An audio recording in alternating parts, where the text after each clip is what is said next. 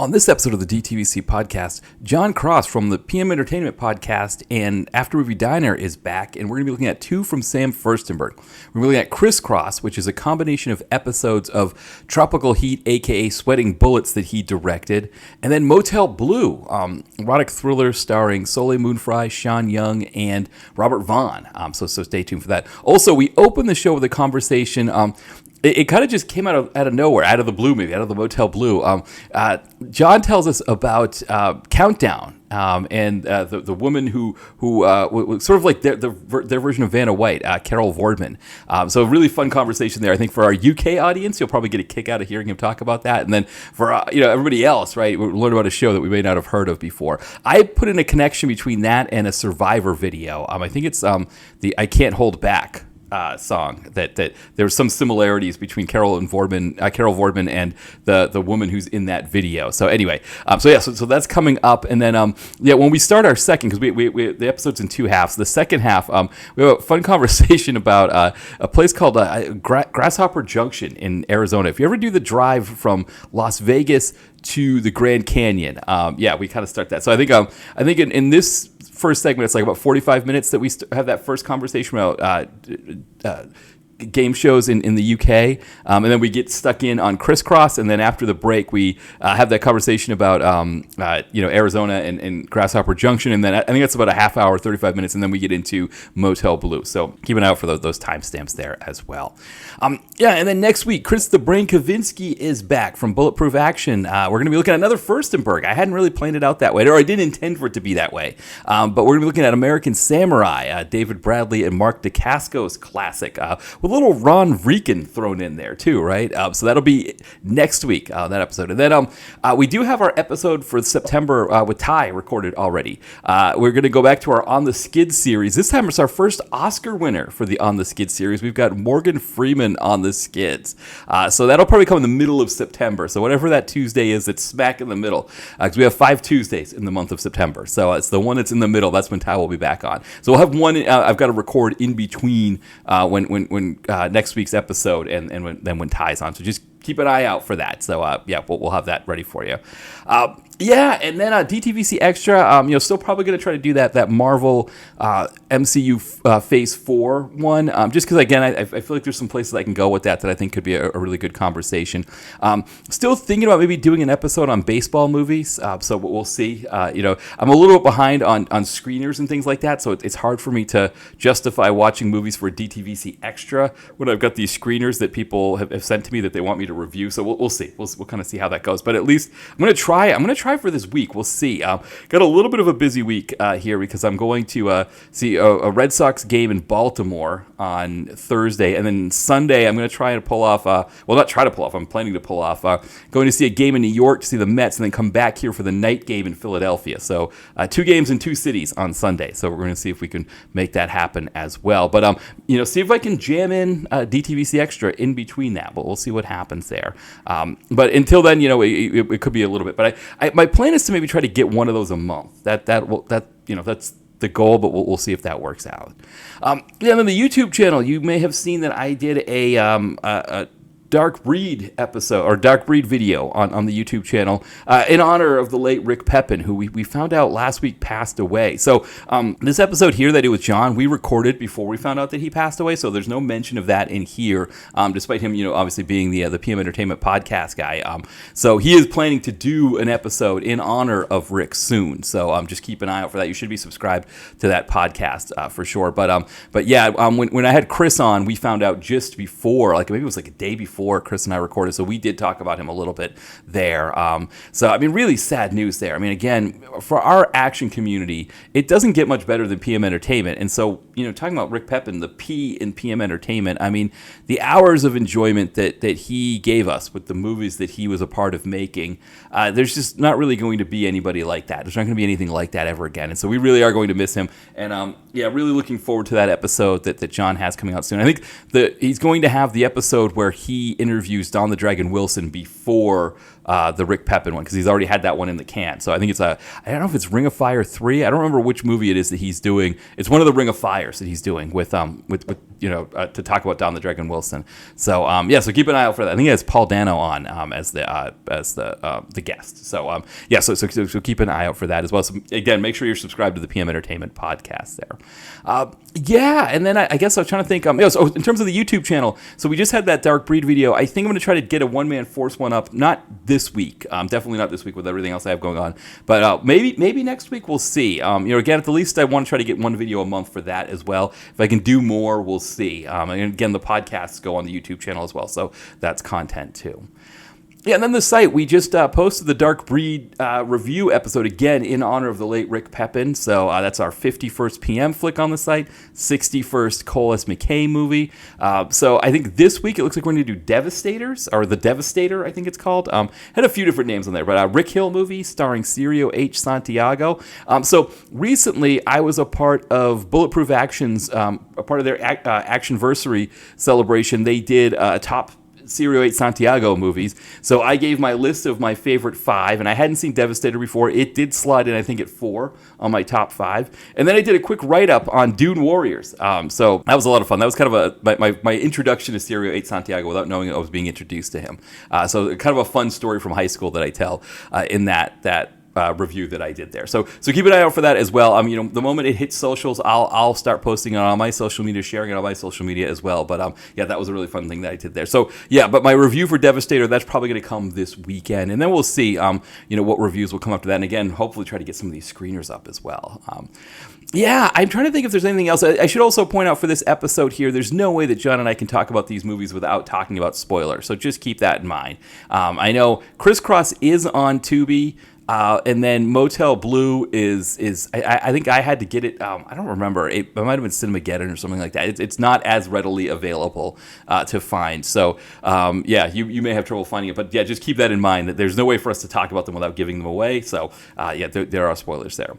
And then, the last thing, of course, is my novels, my books. Nadia and Aiden is my newest one. You can get that one on Amazon, Kindle Unlimited, and paperback. The link is in the podcast description. My other books, the link to my author's page also is in the podcast description. So if you want to pick up one of my other ones, Chad and Accounting, Holtman Arms, of course, my action novel, Bainbridge. Girl and a Gun, Don's House in the Mountains. I've got a few out there. So I'm looking to get one out this late fall, so November, December, probably around the same time that I did Nadia and Aiden last year, November, December, but I'm close on one book, so probably another read-through, it looks like, and we should be good there. It's going to be, the novel I'm looking to get out this fall is going to be called 29, and it's one that actually, it's the first novel I ever wrote, so in early 2000s I started writing it, and then end of the 2000s, 09, I was trying to sell it. And, now I look back on it, probably wasn't good enough to sell. And then in that period of time when I was trying to sell that book, I wrote Chad and Accounting. It was kind of a crazy thing where it was the first book took 7 or 8 years to write. And then after that, I was I wrote it. It was a couple of years later that I did Chad and Accounting. I was like, oh, I can write more than one novel. I can keep writing novels. And so now that's what I do, is I just keep writing them. So, again, anybody who picks them up, always appreciate it. Somebody did pick up Nadia and Aiden recently, and also Bainbridge. So, again, if you want, let me know. I'll give you a shout out here as well. But, by all means, people, get on Instagram, or sorry, on Amazon and pick up one of my books. I always appreciate that. I went on a good 8.5 minutes here. I don't know what happened. The time flew. So why don't we have John, who's also with Miscellaneous Plumbing Fixtures, he'll do our theme song. And then when we come back, John and I, we're going to be talking about Criss Cross and Motel Blue.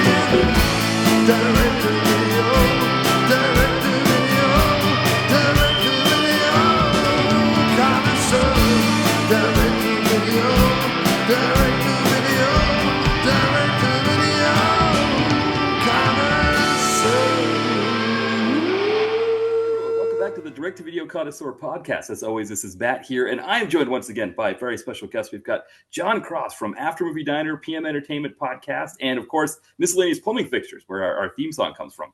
Welcome back, Jon. Thank you very much, Matt. You're always very careful to mention the 1,000 things that I'm currently doing all at once. And it's very lovely of you to do so. Thank you very much. And it's wonderful to be back, sir, for more. I mean, I don't know if either of these. Well, one of them is definitely an erotic thriller. Right. The other one is packaged as such, but does not deliver. no, it's yeah. So to give people an idea, we're looking at two Sam Firstenberg movies. The first one is Motel Blue, which, like you said, is pretty erotic thriller. But then the other one, Criss Cross, is 2 episodes of the old show, either Tropical Heat if you're outside the U.S. or here in the U.S. it was Sweating Bullets was the name of the show. And so yeah, it was an interesting thing. Like I guess because here in America, there was this thing. CBS at the time, they didn't have. After they were done with the Pat Sajak show, so Pat Sajak had a late night talk show here in America at one time, which is just absurd in itself. But when that didn't work, did Vanna White stand awkwardly in the background while he interviewed people?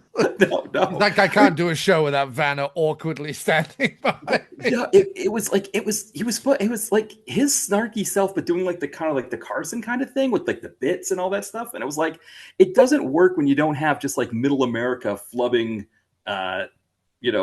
crossword puzzle things on live on TV. It just but yeah, when CBS canceled that, we're like, well, why don't we just get all these like more edgier detective shows from Canada, mix them with some of our own edgier detective shows that we really can't air, in prime time, and we'll put these on late at night. And so this, Sweating Bullets, aka Tropical Heat, was one. Silk Stockings, like we talked about, that was another one that ended up getting picked up after, because essentially they did away with the whole block when they, the whole Jay Leno, David Letterman thing happened, and they, grabbed David Letterman, and they're like, okay, well now we actually have a late night host that we can do a show with here. But then USA picked up Silk Stockings, that aired on Sunday nights, but the other shows were just done. But I guess with this one, they said, well, geez, we had an episode that Sam Firstenberg, directed. He recorded scenes with boobs. What if we put this together and make it a movie? I guess I don't know. Yeah, he ended up directing 6 episodes in total, right. I believe. So are there 2 other movies that they stitched together? I wonder if every single episode that he did, he also shot boobs for, just in case. Right. Like if all 6 episodes, Sam Firstenberg somewhere just has a clip show of boobs that never made it into the film. Right. It's very possible because I mean, again, I think for late night TV in Canada, you could get away with more stuff. I mean, you might know better than me because you watched like CBC programming, I think, in the UK growing up, right? Did they have CBC programming? Yeah, so from the shows that I was watching, and obviously I wasn't necessarily at the age, I mean, maybe I would have been prime for Tropical Heat or whatever, but it certainly never came across my path. I mean, as a teenager watching sort of Kids in the Hall and some of the other stuff that I was seeing from Canada, I would have been a prime target for some saucy Floridian heat, especially the movies with the boobs in it. However, no, never came across my path. However, based on sort of SCTV and Kids in the Hall and Trailer Park Boys and even Letterkenny, my feeling is that Canada's pretty okay with stuff being said, but not necessarily with stuff being shown.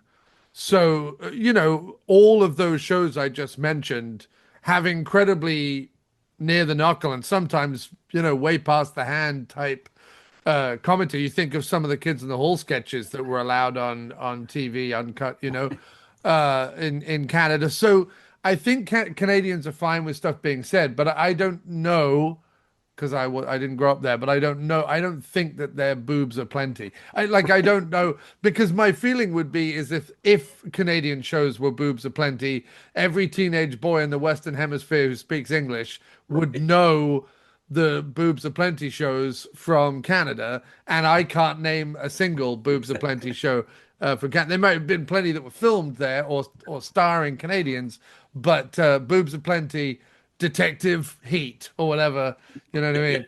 Yeah.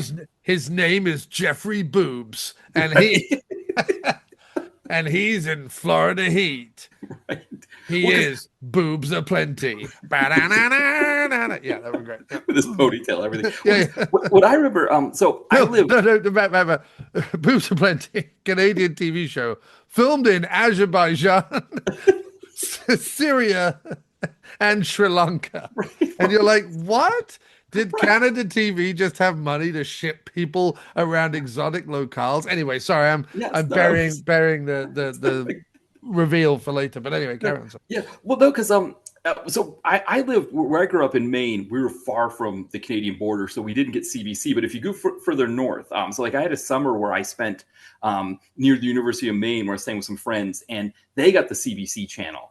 And late at night, they would at least show like racy or indie movies. So one of them was a Bobby Cannavale movie where he was like, the only thing we remember, he was like saying like he was eating something. He was like, oh, this is fucking delicious. And I think it had Peter Dinklage in it as well. Right. But it had boobs. And so we were like, oh, they're showing boobs on TV here. But that was at night. That was probably like after 11 p.m. So yeah, I mean, I imagine it was probably similar to what happened in England. I mean, in France and Germany, especially Germany, there are primetime boobs. Right. There is no watershed. So in England, there's a watershed, right? Okay. They call it, and there's a great Frye and Laurie sketch where they're talking about it, and they say that you can't show boobs before the 9 o'clock watershed. Well, who puts water in a shed, and what's that got to do with boobs? That's the Frye and Laurie sketch. Right. But we call it the 9 o'clock watershed, the 9:30 watershed, or whatever, and it just basically means that after 9:30 on British TV, things get a little more loosey-goosey. Prior to 9:30, it's keep your kit on, love, and don't outrage Grandma and Grandpa Miggins, who have just sat down to watch probably some form of word-based quiz game, only to be confronted. Although what's funny about that, Matt, is there is a word-based quiz game in England. It's called Countdown. And there's two things funny about it. First of all, the Vanna White of Countdown is actually a woman who ends up doing a lot of math and like doing a lot of spelling and stuff like. And it was Carol Vorderman was the woman who used to do it. It's a different woman now, but Carol Vorderman was the woman who did it for years and years and years and years and years.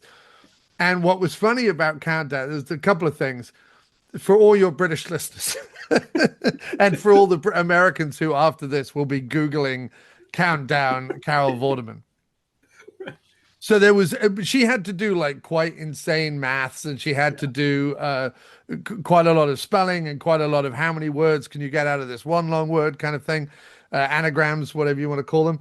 And she was, for a mathematician, a hottie. She was like she was one of those like button down college broads that you probably thought after a couple of glasses of Chablis would probably start quoting Keats and undoing their blouses.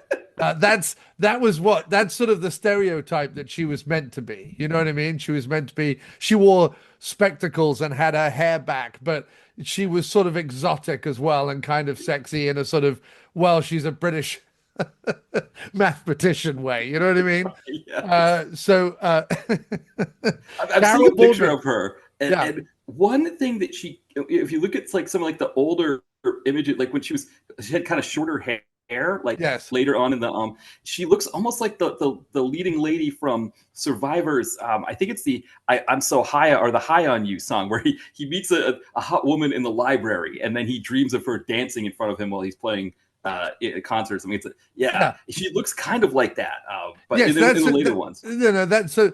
And what it was is it was on around sort of tea time, like 6 o'clock, 7 o'clock, on around tea time, right? You had Richard Whiteley, who was, because everyone in England is grotesque. We're a very ugly nation. But Richard Whiteley, who was shaped something like a blob, with glasses and a smart and a wry smile. Yeah. And he had sort of black greased hair slicked down over, but not like attractive, Yeah. like an old weatherman who's had one too many pink gins. You know what I mean? Right. And he would be there. But you see, in England and the UK, that's sort of acceptable. So there was sort of a Pat. Imagine a more dowdy Pat Sajak and Vanna White. Like Vanna White and Pat Sajak are incredibly exotic, you know, for who Right. Yes. they are. Pat Sajak could look like an accountant, but no, has sort of got this bleach blonde thing going on, and he spikes it up a little bit, and he's kind of like he's midlife crisis come to life. You know what I mean? He's driving a top-down BMW, but not a great BMW, kind of like a mid-range one from 2007. You know, Something that Harry Hamlin would have driven in one of his large fillers, right? Deceptions. Yeah. Deceptions, right? Wherever Pat Sajak goes, there's like saxophone and sexy music. Right? And then Vanna White is she is game shows come to life. She, like, when someone says woman in a game show, bing, the first thing you think of is Vanna White. Maybe you go to like the Bikini Babes who used to do The Price is Right or whatever.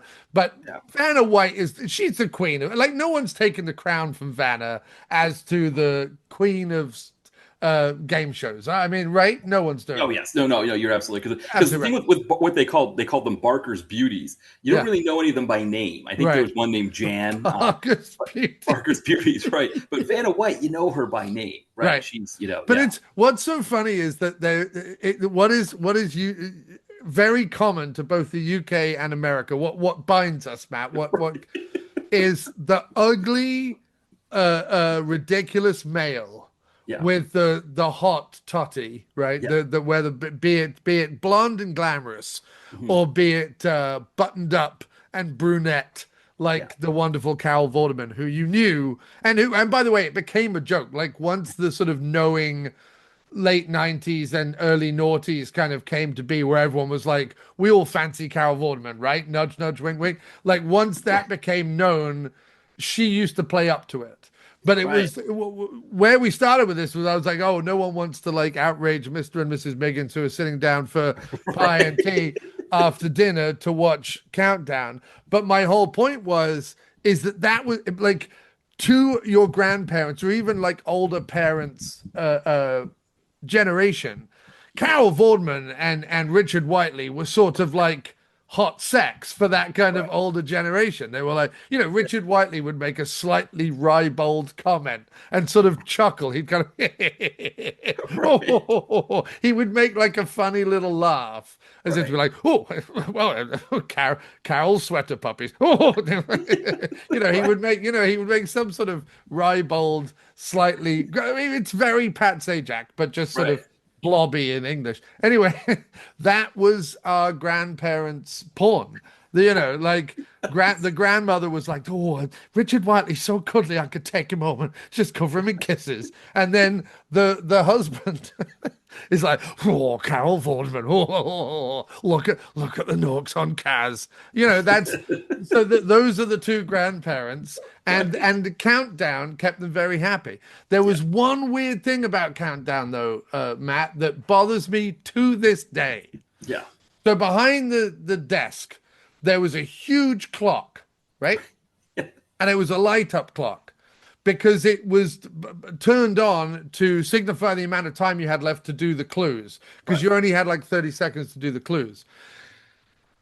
They only ever used half the clock, because the time was always 30 seconds. And I always used to watch it as a kid going, is there a round that I miss where they use the whole clock? Why aren't they using the whole clock? Or why don't they just make the whole clock 30 seconds? Right. Because it doesn't matter, because all it is a little line going around like that with some fancy lights on it. And it used to go do do do do do do do do do do do do do do do bow. Like that was literally the music. You think I'm making that up. That is literally the music. Do do do do. You know, whatever. And so, and then Richard White was like, pencils down and hands off cocks. Oh, he would make some kind of comment that would suggest that male members of the but it was all housewives and house husbands sort of who were doing the game show, and it was cozy and it was beige and it was 70s even though it was the 90s. Do you know what I mean? It was, Yeah. I think he was still wearing the same sports coat that he bought, some sort of, like not suede, like fake suede, like a fake suede large lapelled sports coat that Richard Whiteley in my head is wearing right now, going, oh well, so Carol, can we make anything out of those letters? Whatever it was that Richard Whiteley was doing. Carol like, well, actually, we can. Yeah, I mean, so one of the things it's interesting to me about this is that so first off, what you're describing about the woman and everything. Yes. I'm wondering if the person who directed the Survivor video, which I don't remember if it's High on You or another Survivor song, where the woman looks like Carol Vorderman. Yeah. In this, like, he meets her in a library and then has like these dreams about her. I wonder if the guy who directed if it's High on You, if that's the one, he's from Quebec. So he may have watched the show growing up, because there is something about that video. Now that you've told me all of this, right? It's only take this 80s video that I just thought was like some goofy, like, arena rock band, doing whatever.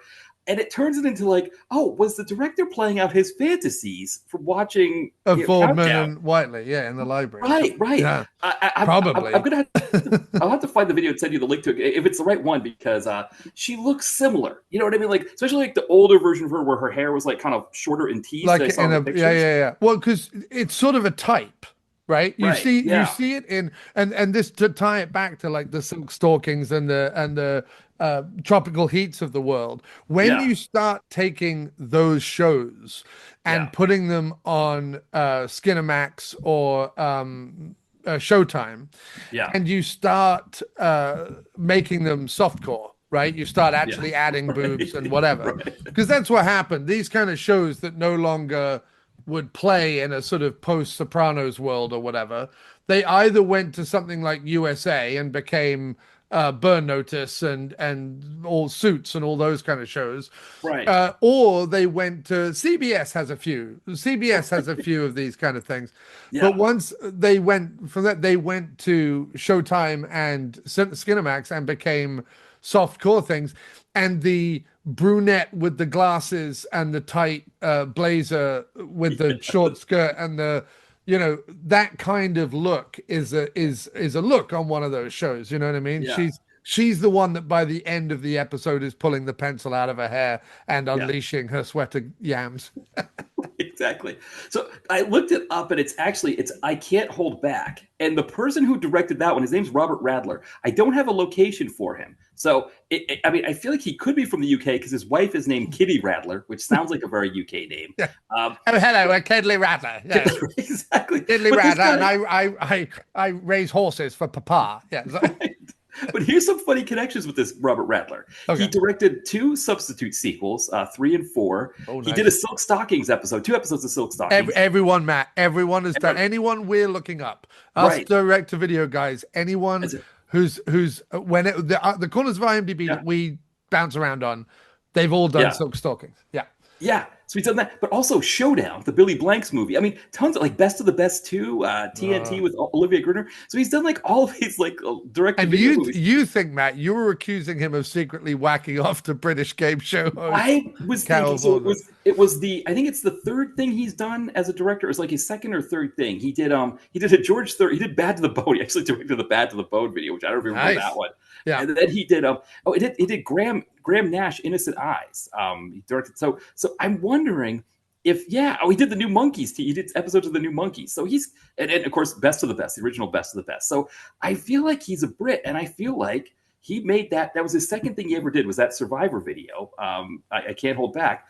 I wonder if he was playing out like this fantasy of meeting Carol Vorderman. When we're done here, Matt, I'm rushing to the Countdown subreddit and starting this very Jane, do you believe Carol Vorderman was the inspiration behind the sexy hot chick in a music video directed by a potential British guy who would go on to make some random 80s and 90s martial arts films? Right, exactly. If that's the case, Matt, you're a genius. I mean, it is. I mean, I will say it's like there's one picture. There's a couple pictures of her, like I said, like kind of from like the later period where her hair was shorter and kind of like teased a lot. So it's not that. I think the Carol Vorderman that you were kind of talking about, where like we're wearing the dresses and stuff like that. But it's like you said, it's like very buttonette stuff like that, like the longer dark hair. Yeah. There was a period where it was short. Actually, now that I'm thinking about it, I'm wondering because that period where her hair was shorter might have actually been after the video was made, because the images look like they're more from the 90s. So maybe she saw the music video and was like, now that people who've grown up with, I think that's what happened is the people who grew up with her, all kind of just started to admit to each other. Carol Vorderman's a bit of a babe, right? Right? And I think once she realized that, she was like looking around for potential new looks. Right. To really pull in the Gen X and older millennial demographic. Right. And she found the music video and was like, I'm having a bit of that. Or even more weirdly is that in between the music video and her cutting her hair that way, she met the director. And they had a torrid affair. Right. Kitty was devastated and had to spend some months on her yacht. I had to go to the Canary Islands, darling, and hang around on my yacht quaffing margaritas. The distraught I was that Papa Raglan went off with Carol Vorderman. Is that what we think Kitty said? Right. That's right. Exactly. Yeah. No, so he goes off with Carol Vorderman and in the midst of In Flagrante Delicto, he goes, you should cut your hair short and tease it a little bit. And he kind of gave her the idea. Right. Maybe that happened. No, I had to do a quick aside that your impression of Kitty Radler sounds exactly like these three UK women tourists who were walking on Market Street here in Philadelphia looking for the Primark. Like, where's the Primark? Is that the Primark? That's not the Primark. Everybody loves the Primark, darling. You can get an affordable blouse for just £5. That's exactly what I was like, well, I bought this handbag in Primark, and it's still doing well 2 years later. 2 years. I mean, I've had to restitch it a few times, but what do you expect? It's from Primark, darling. Yes. Pre-marché or whatever they call it. I think if you're stuck in if you're from the UK and you're stuck in Philadelphia with no real, like if you're here because you're with no real imagination or interest in history. Well, because yeah. Well, because I mean, should we go see the Liberty Bell or should we go to Primark? Right, exactly. Sorry, I keep interrupting. No, well, because my hunch is they may have been like on the way Philadelphia works for people who travel from outside the U.S. a lot of times is you book a New York DC package, and it's like, oh, do you want to do the 1 day add-on in Philadelphia? And so that's really what you get, And so then it's like. I would imagine it's possible from the UK. It's like, okay, we've heard all this revolutionary stuff before. Get over yourself, America. Let's go to Primark. It's like let's go do what America's good for, which is the headline when this episode goes out, the headline the very next day in like the Philly Gazette or whatever will say, local Philly author Matt Perry calls us the one night stopover town. In some sort of New York DC coach package. That's what it is. So there's two types of tourists. So that's going to be, dude, you are going to be, the philodendrons or whatever they're called are going to be coming at you with pitchforks and flaming torches. I feel like they know I'm right. So it's either the 1 day stopover for the foreign tourist, or it's like the MAGA types who don't want to plunk down the cash for Nevada for Las Vegas, right? So they come here because there's no resort fees, and it's like they got their these colors don't run shirts, and they're like, we're gonna look at the Liberty Bell, So Johnny, why are you at the Liberty Bell? Why don't you put your dick in it? Put your dick in the bell, Johnny. I don't think they'll let me get near it, Pa. Listen, Johnny, when you go to Philadelphia with your high school friends, you put your dick in the Liberty Bell. Your daddy put his dick in the Liberty Bell, and your daddy's daddy put his dick in the Liberty Bell. In fact, every single one of us cross-eyed Johnson twins have all put our dicks in the Liberty Bell as far back as the... my favorite is when so Philadelphia, the other thing about Philadelphia is it's not known for public bathrooms. It doesn't really have them. But the Reading Terminal Market has a decent public bathroom. So a lot of times if I'm running errands, I'll, stop in there. And the best is watching those MAGA types like get completely dazed because it's like, I'm going to the market because I want to get a cheesesteak, and it's like they just are dazed by like all of these options of like, they're like, why is all this foreign food in this American building? I thought this was an important city in the foundation of America. Yeah. And now you're telling me that they're letting the Greeks in? We got Greeks making gyros, or however you pronounce it. We got the Italians in here.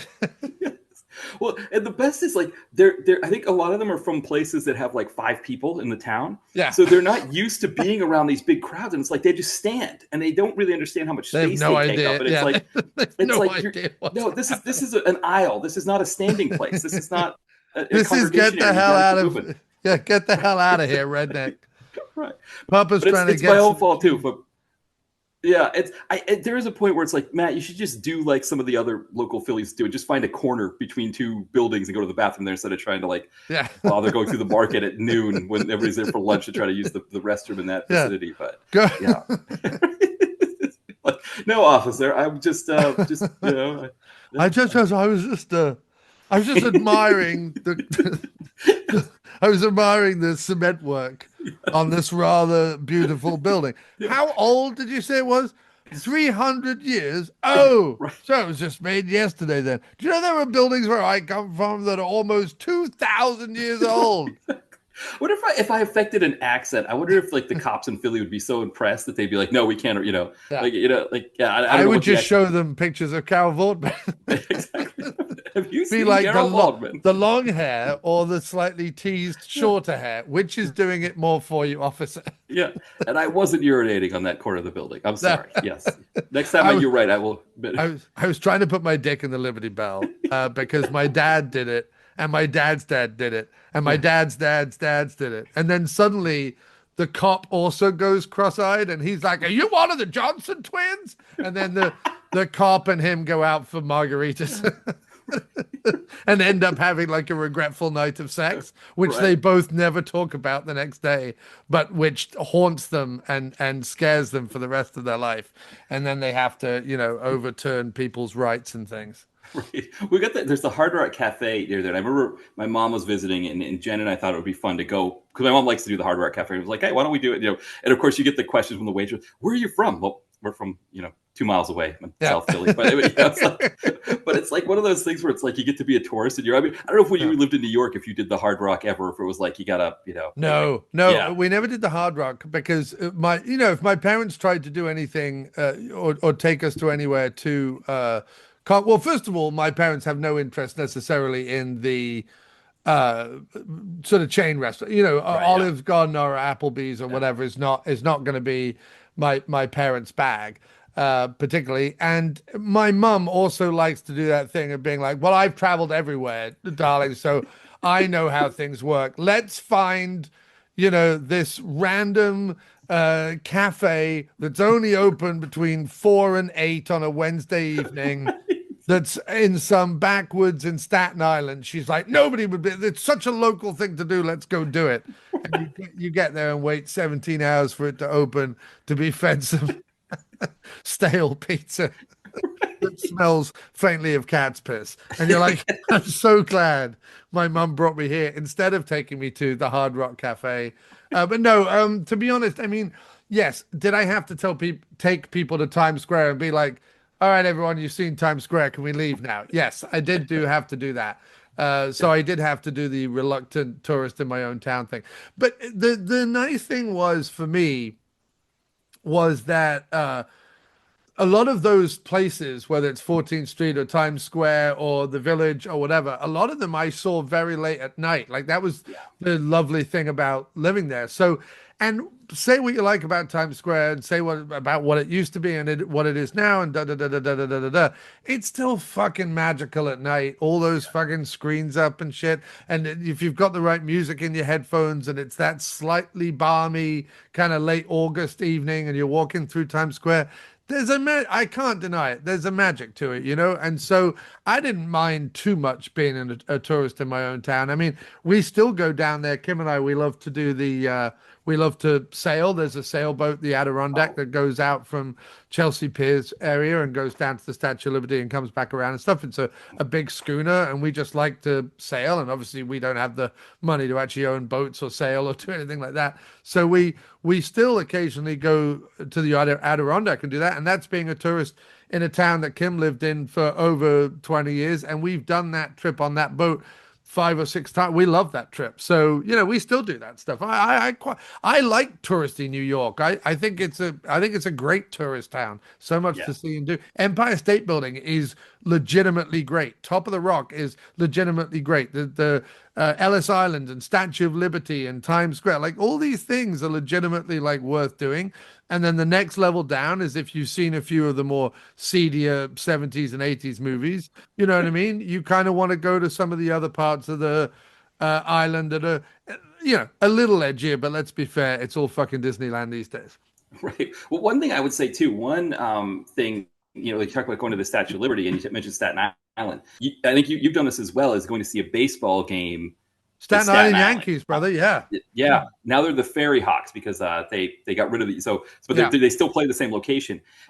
That view of Manhattan. It's beautiful. It's such a, you know, and it's such an underrated thing. Like the ferry's free. You take the ferry, so you get to see the Statue of Liberty. Yeah. You get up there isn't a lot to do in Staten Island, but you get over there and you go watch the game and you get that beautiful view, and then you just take the ferry back over to Manhattan. Dude, I used to do it all the time. I think people who criticize like Staten Island are idiots. I understand like the sort of Pete Davidson of it all. I understand that, you know what I mean? From what I've seen on TV and SNL and other things like that. So I do understand that part of Staten Island, but there's also some like really cool shit on Staten Island. And like you say, it's a great place to see the Statue of Liberty, go on the Staten Island ferry, see a baseball game with the Manhattan skyline in the background. I mean, listen, it's all good, man. People who shit on stuff, enough for shitting on stuff. It's good. It's beautiful. It's wonderful. And, you know, it'll be that way until the tanks roll in, which I think we have planned for sometime next Thursday based on the current timeline, since he who shall no longer be named first came to be. Yes, no, exactly. It's you know, I think Philadelphia is going to be spared because our mayor is kind of MAGA adjacent. She's, you know, hasn't really come out and said anything against Trump the way our old mayor did. But you know, I guess that, again, talking about how Philly's the stop off between, you know, DC and New York. So once the tanks make their way from DC up to New York, when Mamdani's elected, they got to stop in Philly anyway. So they might as well just take over Philly. Well, they can't say the name Mamdani. Like it already confuses them. Right. They're already like, I don't know how to say that. It does. It don't sound like no American name I know heard of. You know, and so you know that immediately will ignite their fervor, and they will, you know, pick up their flaming tiki torches, don their chino beige khakis, and march on Manhattan. And all the Wall Street bros will just let them. They'll be like, yeah, right, mate, whatever, come on in, you know. Yeah. And then it'll just become awful.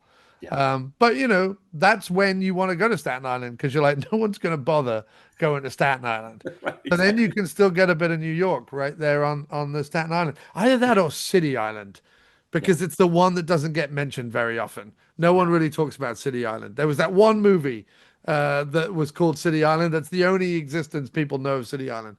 I've been there, Matt. I've never done City Island. I need to do that. I haven't done Roosevelt Island. I haven't done like the gondola or the. Do you know what? I never did the gondola, Matt. Okay, I always wanted to do the gondola, and I never. Oh no, wait. No, I did the gondola once. I did do the gondola once. I did the gondola once. I remember it now. I went over there with Kim. I did the gondola once. So I have done that. That was the last thing I had to cross off my while I live in New York list. So I have been to those islands. Yeah. City Island is famous for its crab. It's like the only crab place in New York, really. Oh, So I went to a diner and got some soft shell crab in a oh, back yeah, section. I've never as a so yeah, I've got to do something. So one of the things I think my next trip up because I'm going this is kind of way off topic, but end of August I'm trying to pull off for the first time. I've never done this before. The Mets are playing a 1 p.m. game and the Phillies are playing a 7 p.m. game. So I'm going to see the Mets game, take the train back, and see the Phillies game. Do the two games in two different cities in one day. Uh, Wow. and I'm going to get to Queens early enough that I haven't been to that Chinatown. I've been to the Chinatown in Manhattan, but I Yes. haven't done the Queens Chinatown. So that's one thing I want to try to mark off my list there. Then I'd have Yeah. to still do the Brooklyn Chinatown. So Right. yeah, but Yeah, you have to do all of the towns. That's right, that's what it is. yeah, all Yes. the Chinatowns. I guess there's a Little Italy in the Bronx. I've done the Little Italy in Manhattan, but I haven't done the Bronx one. So it's another, Yeah. um, I yeah, mean, it's all good, Matt. It's all good. I loved living in New York. I weirdly don't miss it, but I yeah, did love living there. And when I have to go, it's fine. And like I say, I did all of the thing. Like I saw a Grindhouse movie on 42nd Street. No, it wasn't in one of the big theaters. It was in a bar with a screen at the back of it, and watered down everything.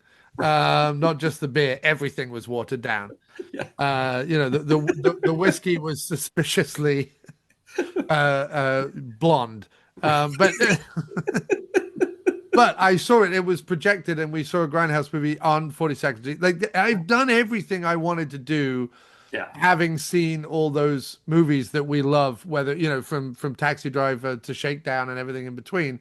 I've done all of those things, or I've watched all of those things. I've seen a movie in every independent theater. I've eaten in every diner that I could possibly want to eat in. I've been to all five boroughs multiple times. I've been round the island on a boat. I've been to, there's a bunch of stuff. I've done all of the things that I wanted to do and lived all. I've been in a bar at 3:30 in the morning, commiserating over a whiskey.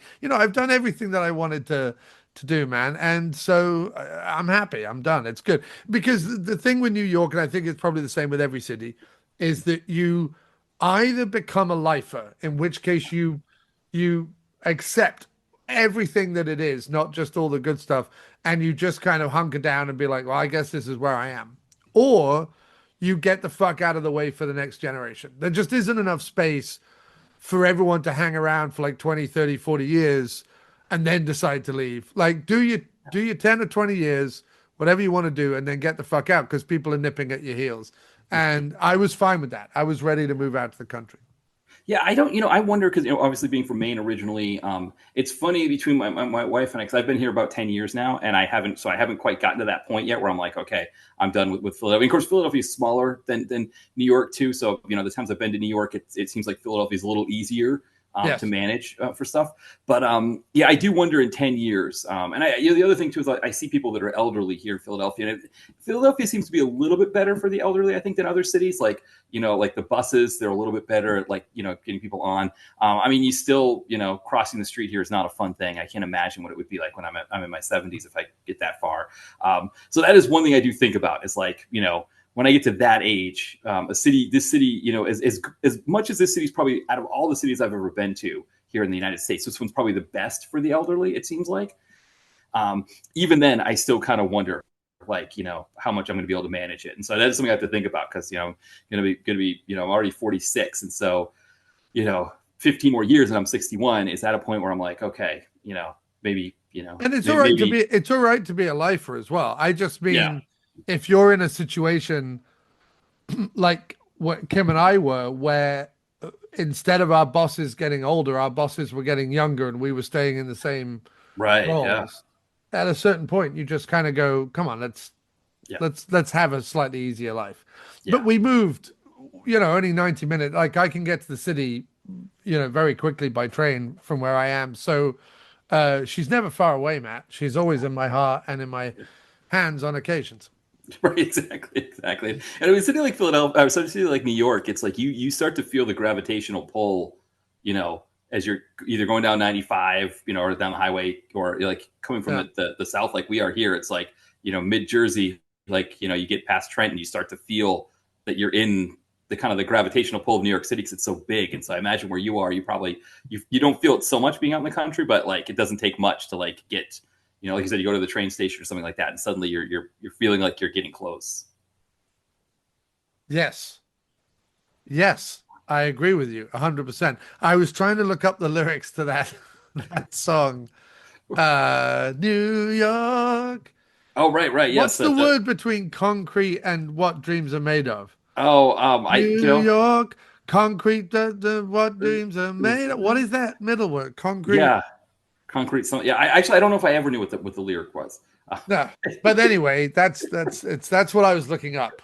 Anyway, so two Sam Firstenberg movies. Yes. Do we want to go? Do we want to do the one that was fashioned out of two TV shows first, or do we want to do the movie, the Motel Blue one that was an original film? I think I want to do the TV show one first and end with Motel Blue, because I think Motel Blue is the more salacious. So we should leave it for nighttime in the span of this podcast. Right. The first half is daytime and the second half is nighttime. So we'll leave Motel Blue till it's the sultry times. All right, perfect. Well, I mean, so for people that don't know, Criss Cross, it actually came out. They're going to make you jump. Exactly. But I believe it was made in 97. Right, exactly. Because one of the things you'll notice is that we're going to be talking, the movie we're going to be talking about, Motel Blue, also has the star, Rob Stewart, in it. And it's like, oh, well, he went from having a ponytail to a shaved head in really short order. Well, no, it's because he had the ponytail for Sweating Bullets. And then when he does Motel Blue after he shaves his head. But yeah, Criss Cross, Rob Stewart is the lead actor who is he plays Nick Slaughter. And he's in both films. It's right. Him and Firstenberg tie these films together. Yes. Right, exactly. Now, I don't know if you know the story, the backstory of his character on Sweating Bullets / Tropical Heat. I don't, sir. No, please fill me in. So he was a Mountie in Canada who came to the United States and was a DEA agent. And then I can't remember if it's like he gets discharged. I don't know what they call it, dishonorably discharged, or he gets framed for a crime or something like that. But he loses his job. He gets kicked off the DEA, and he moves to Florida and opens a private detective agency in Florida Keys. So now he's got this private detective thing. But he was a former Mountie turned DEA agent. Right. So it's like Burn Notice is just flat out a copy of this show, then, more or less. Yeah, kind of. There's some Burn Notice in this. Yeah, that's a good point. I didn't even think of that, but you're right. Yeah, it's a little bit along those lines. I mean, Burn Notice also owes a lot to like the A-Team and Knight Rider and other shows like that. But he helps the helpless, or rights wrongs on a local level with his CIA training. And there's a bit of MacGyver in there as well, because there's often a time where he's like, in the CIA, we're taught to make explosives out of toothpaste and urine, or or ejaculate and pancake batter or something. Exactly. And he just figures it out. He just and then he blows up a car or something, and then Bruce Campbell makes a wisecrack, drinks a beer, and then Sharon Glass goes, "Oh, Michael," and then it ends. Exactly. Yes. Right. What's some Bruce Campbell thrown in? Right. You gotta have some Bruce Campbell. Oh yeah, no. I said Bruce Campbell makes a quip and drinks a beer, right. And then Gabrielle Anwar goes Miami in a really bad Irish accent. Right. Exactly. Yes. Yeah. I never really thought of it because it would make sense with USA. I mean, I'm surprised they didn't pick up this show too. They must not have seen enough in this show to want to pick it up and make it. I mean, maybe the fact that it was a Canadian production might have hindered it, like, because Silk Stockings was produced in America. It was shot, I think it took place in Florida, but it was shot in like LA and Arizona, places like that. So it might have been like it's an American production. We'll just pick it up and make it an original on USA. Whereas this being a Canadian thing is being shot apparently all over the world. So the money they spent on tickets alone. I kept thinking is if you found one location, just one cheap location, right, and made it all in one place, we could have got like an actual fight scene. You know what I mean? We could have got like maybe one bit of production number that wasn't some moccasins skipping about some badly placed fire rods, which is that last sequence, the very end of the movie. Yes. Where he's running towards the boat and she's throwing Molotov cocktails at him, and we get a slow-mo tiptoe through the fiery tulips. Right, because the thing with this movie is that it's about like 75, 80 minutes worth of just like normal like detective kind of movie sort of thing with like twists and turns and near death experiences and stuff like None of that. it And makes any sense. But yeah. no, right, there's like all these people. Why is this person? Why is that person? Yeah, and then the best part is we get to the Why end. is that person that person? Exactly. It's the best way to describe this film. Well, I'll give a quick synopsis because it's kind of all over. So essentially, the main character he the movie starts with him like spying on a couple because he's trying to catch the husband cheating, and he ends up getting into a shootout with the husband, and he shoots the husband in the knee, and he's under investigation, so he could potentially lose. The main character, Nick Slaughter, could lose his license as a that's sort of hanging over the first episode part of the movie. Yeah. Yeah. So while he's doing that, he gets a case from this insurance adjuster. Well, actually, before that, we see a woman get murdered. So this woman is like going to the dentist, and she's hooking up with the dentist there. And as she's hooking up, and he's like giving her some laughing gas. Suddenly, some guy from underneath grabs her. And I mean, I don't even know who this guy is. He's like a mix between like Mickey Dolenz and Davy Jones from the Monkees. Like if you put them together. With those merging devices, and you took the worst parts of both of them and put them together. He also has. You remember that really bad James Bond movie, the one with the CGI surfing? Right, yes. No, is it Die Another Day? I think it might be the very last Brosnan one. Yes, yeah, I think so. I think it's Die Another Day. Do you remember the criminal in that one? The one who had like the big diamond suit. I've got a suit made out of diamonds, whatever his bag was. Yeah. Remember what he looked like with he was very ginger and kind of freckly and weird looking. Not interesting at all. He kind of, the bad guy in this kind of had the guy who came around with the gloves from the bottom of the dentist chair, which I just had me laughing. Right, it's like, what is going on here?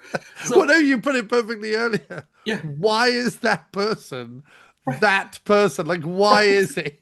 Right, exactly. So then the insurance comes because apparently this woman who died, there was an insurance thing, and apparently there's this whole deal where if you're a dentist, you have the ability as a doctor to proclaim cause of death and do all of these things that preclude needing an autopsy or anything like that, which I don't know that doctors had those kind of magical powers. I thought you still, because I guess that's maybe why I don't watch a lot of true crime, but I guess a lot of them have doctors that kill their wives. And so maybe that's why, because they can, right. But so now Nick is on the case trying to figure out what's going on. So he's got to kind of unravel this situation. And it's a lot of unraveling. What's mad is we as the audience know the truth. For the whole fucking film.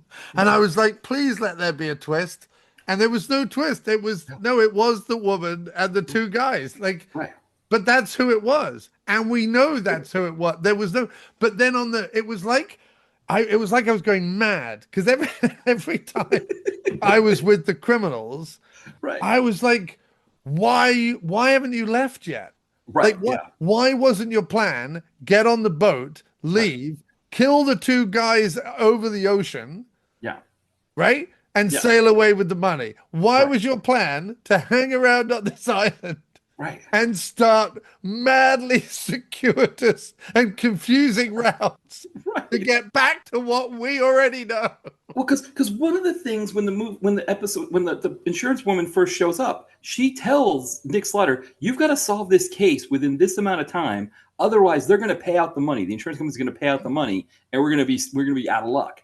So first off, but pay out the money to who? To the guy. No, I know it gets paid off to the dentist, but I'm like, that's not how it works. If a person dies who has no heirs or no family. Oh, no. The other guy, the one who killed her, he was the beneficiary because they were partners. They were selling yachts together.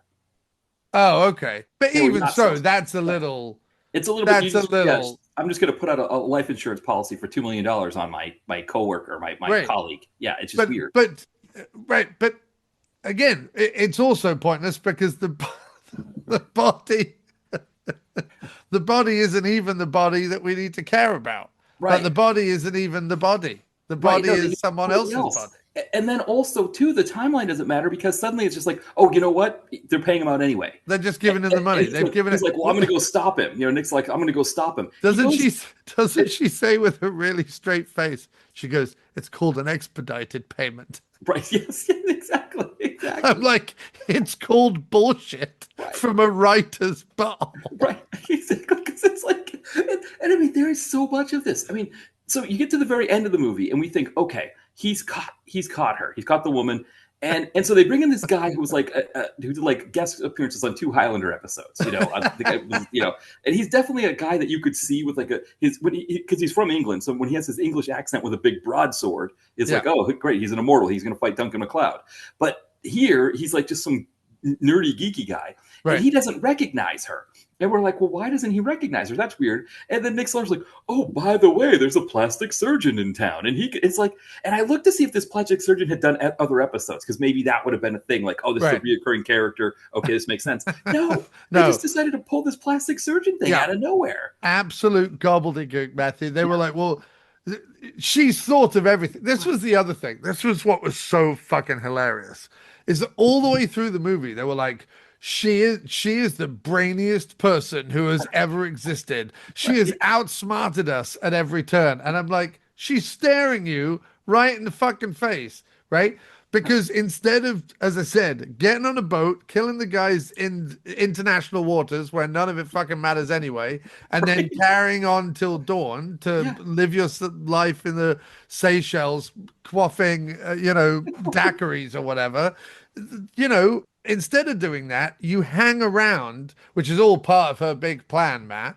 And she's so conniving that she bothered to have plastic surgery just in case some random college friend of hers, who she'd previously branded, would show up and be able to pick her up out of a lineup. It's like every bit of it is just it hurts my brain, Matt, that she had enough money to have like the best plastic surgery that's ever been done. Right. You know what I mean? Nicole Kidman would kill for this plastic surgery. Nicole Kidman should kill her plastic surgeon because he's ruined her beautiful face. Anyway, the the plastic surgery is so good, that she's indistinguishable to any can't be. What am I trying to say, Matt? She's completely invisible to anyone she previously had boinked. Right. Which is just, I mean, this is, I think, when you think of like this, the prestige TV thing that we have now, where TV shows are just made and it doesn't matter. It's like one of the things about the way TV shows were made in the past was like, you need to fit material in this one window. And we always looked at it from the standpoint of you've got to cut things out to get it inside that 42-minute window or whatever. But this movie was an example of a situation where they were stretching crap out. I mean, they probably shouldn't have been a 2-part episode. Probably should have just been a 1-part. But I wonder if it was like, oh, if we're flying all these people to Israel, we better get, Well, didn't they fly them to like 3 different places? Didn't you say it was filmed in like 3 different places?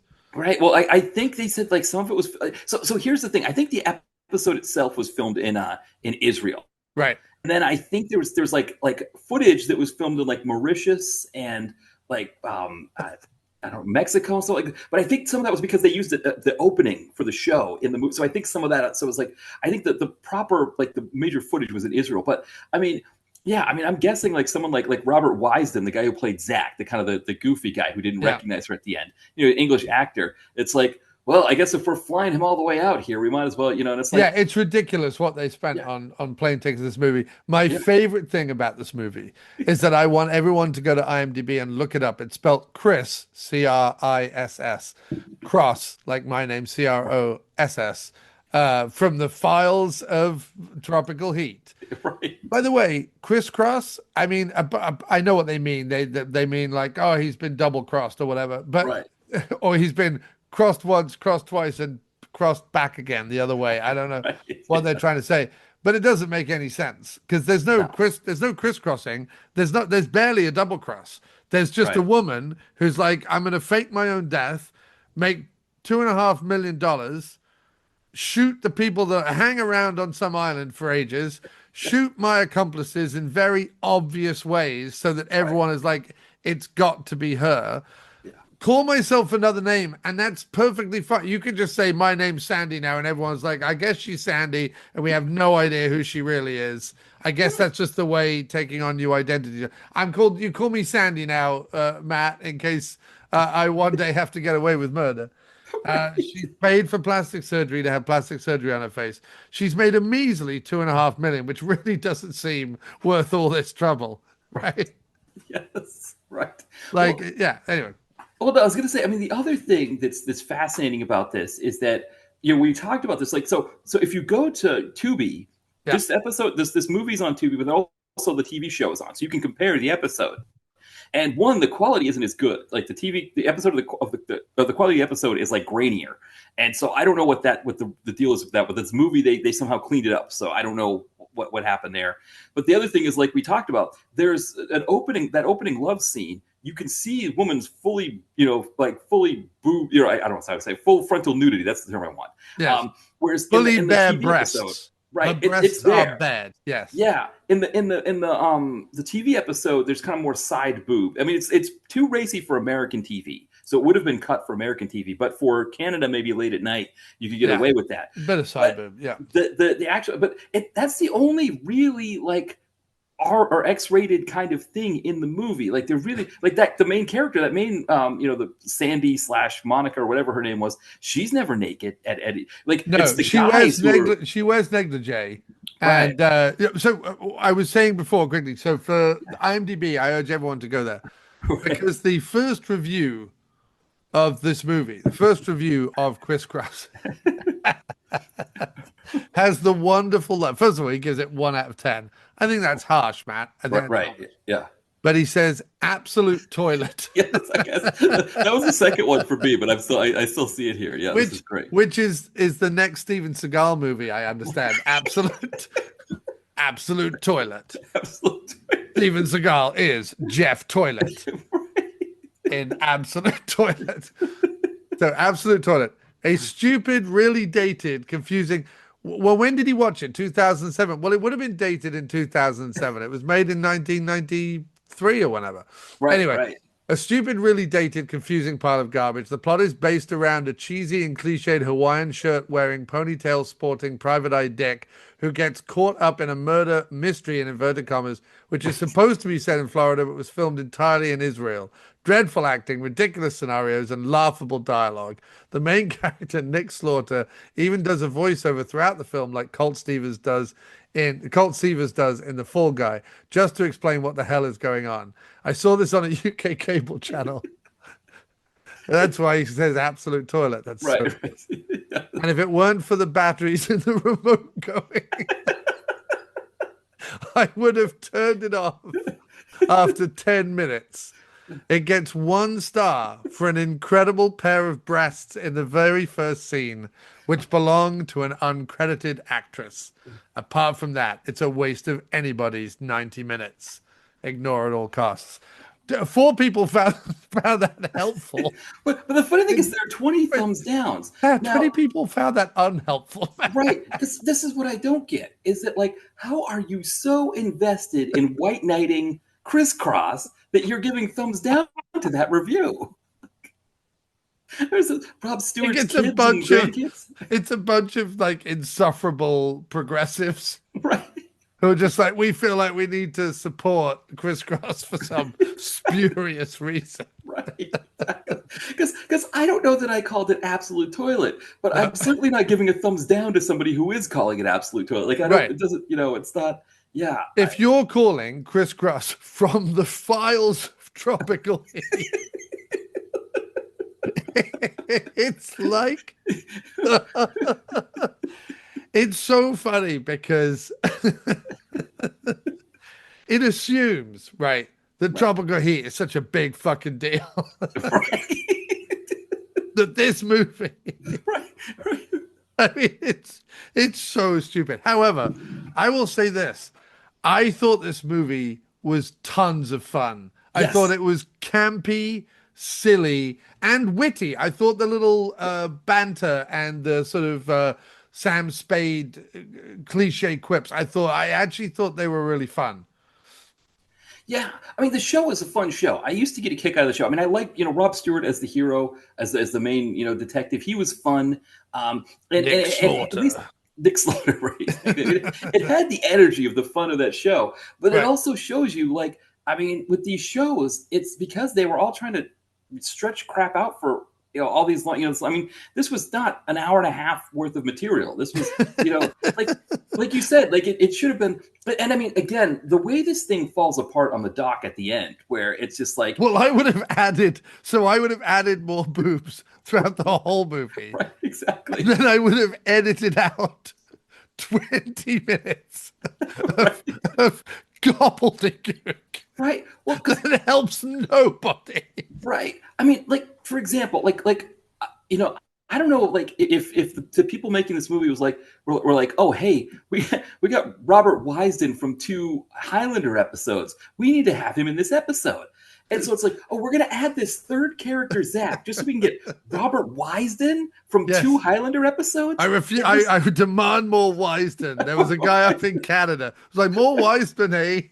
He's like, Put I more loved him in Wisden. the Highlander episode. He was so great with acting opposite Adrian Paul. Because on CBC in sort of the late 80s, early 90s, it only could afford those 2 Highlander episodes.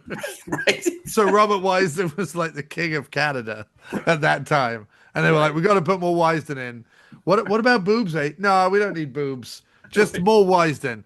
But no, it was it was so it was so nonsensical. It was getting so baffling. But I'll say this about Firstenberg and why he's a genius.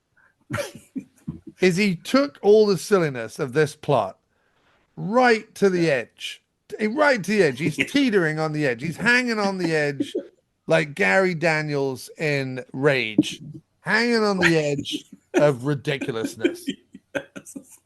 Then it cuts back to the Private Eye's office, Nick Slaughter's office, where him and his ludicrously dressed, red-headed, supposed to be sexy secretary and him hash it out. And he starts to go, well, this is my theory. And I literally said out loud, Matt, while watching it uncontrollably, I went, oh, good, they're going to explain what's going on. Because I was so lost at that point. He had taken me right to the point where I was going, I'm sorry, what's going on? And then it cut back to Nick Slaughter and he went, this is what I think's going on. I was like, oh, good. He's going to explain it. Yeah. I mean, again, like going back to poor Robert Wisden, it's like his character just shows up. He's like, I'm scared that this woman's going to kill me. I have a hunch that she's going to try to kill me. They're like, oh yeah, we'll protect you. We'll take care of you. So then they bring him to identify her because apparently, even though they know who she is, they feel like they need him to identify her. And he doesn't recognize her because she's got plastic surgery. So then she goes and kills him. And it's like, thanks, Nick Slaughter. You did a great job there. You got Wisden killed. The poor guy. He's helping you out here and you get him killed. But in Criss Cross 2, this is going to make you jump. In Criss Cross 2, Wisden is back as in, and it's called I Know What You Did Last Criss Cross. Exactly.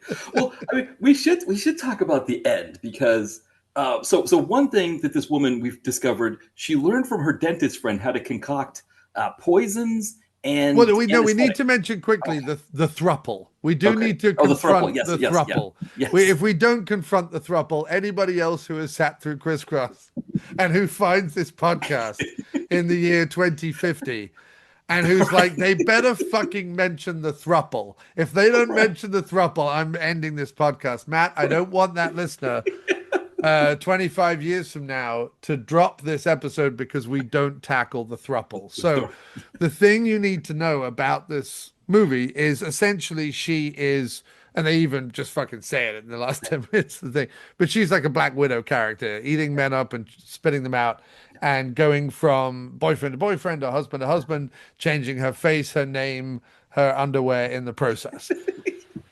And one thing she does is that she finds very susceptible men, or as I like to call them, soggy bottom boys. Because they're soggy bottoms is what they would be referred to in the dominatrix parlance of our times. Trump is a soggy bottom. He's very much a soggy bottom. Yeah. He likes to play a dictator on TV. Anyway, so she has been co-opting men throughout her life. In fact, at the end, they go, we don't even know who she is or who she was born or where she was from. I'm like, she's right there. You could do a DNA test. I mean, you could literally do a DNA test. We don't even know who she is. Do you know what? You could break a tooth off and send it to the dentist, and he could tell you who the fuck she is. Because you can't change your blood. I mean, even if you can implausibly change your face, you could. Well, I mean, I suppose they could fucking do a blood drip. Is it in between every crime? Is she going and having a blood transfusion and replacing all of her blood with someone else's blood? Right. I've no idea if that's really a thing. Just like I don't know that. Just like I do know for an absolute fact that turning the speedometer back on your car does not somehow make it better. No. Or unconvince people that it hasn't been driven for 50 years or whatever it is. Anyway. But no, so you can find out totally who she is. But by the end of the movie, they're like, we don't even know who she is or how many men she's done this to. What she does to men is she brands them. Because that's another thing, Matt. She's so clever. Yeah, she's so clever that she literally brands into the flesh of the men that she has co-opted her symbol. So that when all the men around her all have that symbol and the only person who doesn't is her, everyone can be like, I bet it's her. I think it's her. Why do you think it's her? Well, they've all got the symbol. I mean, what kind of criminal? She's so dumb, Matt. She's so colossally dumb, right? She manages to get away with fake murdering herself, right? Yeah. So that she can get $2.5 million measly dollars, right? All she has to do is kill the two guys she's with and sail off into the fucking sunset, right? But no, what an idiot. And then there she is branding men so that all the men who have been branded can all be identified. Right. It's just so dumb. So, yeah, but the throuple, Matt, there are two throuple scenes. And the first one to me was absolutely amazing. Because the dentist is strapped to the bed. Right. Right. And it's like black posing pouch underwear. Right. Yes. Never have I've when this dentist showed up at this show, I was already like, oh, fuck this guy. Right. We don't need to see more of this guy. Right. I'm saying, Matt, I saw entirely too much of this guy, if you know what I'm saying, and I think you do. I do. She then comes in and like straddles him and starts like, I don't know, tweaking his nipples and so whatever. She starts like whipping it. Oh, she has a little horse whip. She has a little crop that she's like whipping him with. And he's like, oh, like well tied to the bed or whatever. And then right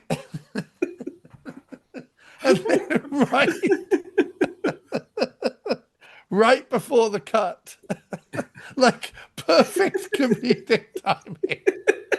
Right before the cut.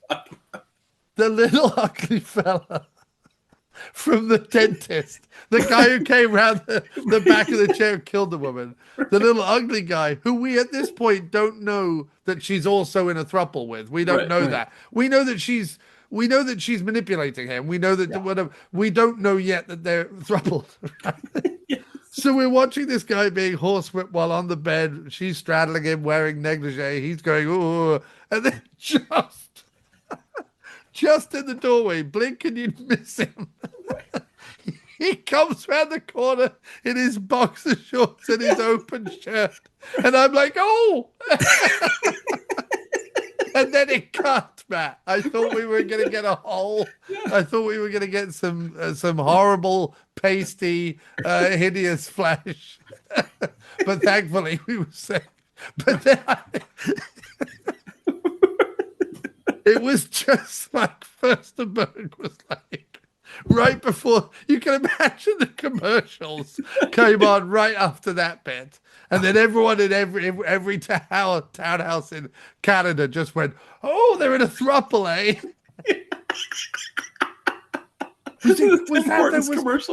Was that the ugly guy creeping in through the window? I don't think I understand the story here, eh? Yeah. Was that the ugly guy coming through the doorway in just his boxes? Are they a throuple? That's Whole the of throuple. Canada. There's just the gasp heard around the frozen north. Back in 1993, when this episode premiered, an ugly dude nobody likes comes round the corner in his boxer shorts, and everyone in Canada went, "Oh!" The gasp heard around the Northern Territories. Yeah, that was the first throuple scene. Matt, talk us through the grotesque foot kissing second throuple scene. So again, they get the money, right? Which, so instead of, like you said, instead of just, ditching out of town with the money, they spread the money all over the floor and start dancing on it. She makes a joke about how green's her favorite carpet color, and then they throw it all over this apartment. Like it's, yeah. It's so dumb. It's so then they the kind of the one who's not the dentist, the other guy, he and her are on the couch kind of hooking up, and the dentist guy's like, "Oh, can I get in on that?" And she kicks him, and he's like, "Oh no, don't be like that, please. I'll do whatever you say." And he's like you said, he's like kissing her foot and everything, and it's just like slimy dentist guy kissing her foot, like. Well, not only that, but ugly boxer short guy is suddenly the one that she wants. He's suddenly like the primo sex part of the throuple. And I don't understand this woman anymore. I thought I understood it because I thought she was manipulating them. But no, she's really going for it with little ugly Ginge Man. And I don't understand her anymore, Matt. And there's a part of my soul that is sad. Yes, exactly. Well, like you said, this probably hurt a lot of Canadian sensibilities when it aired.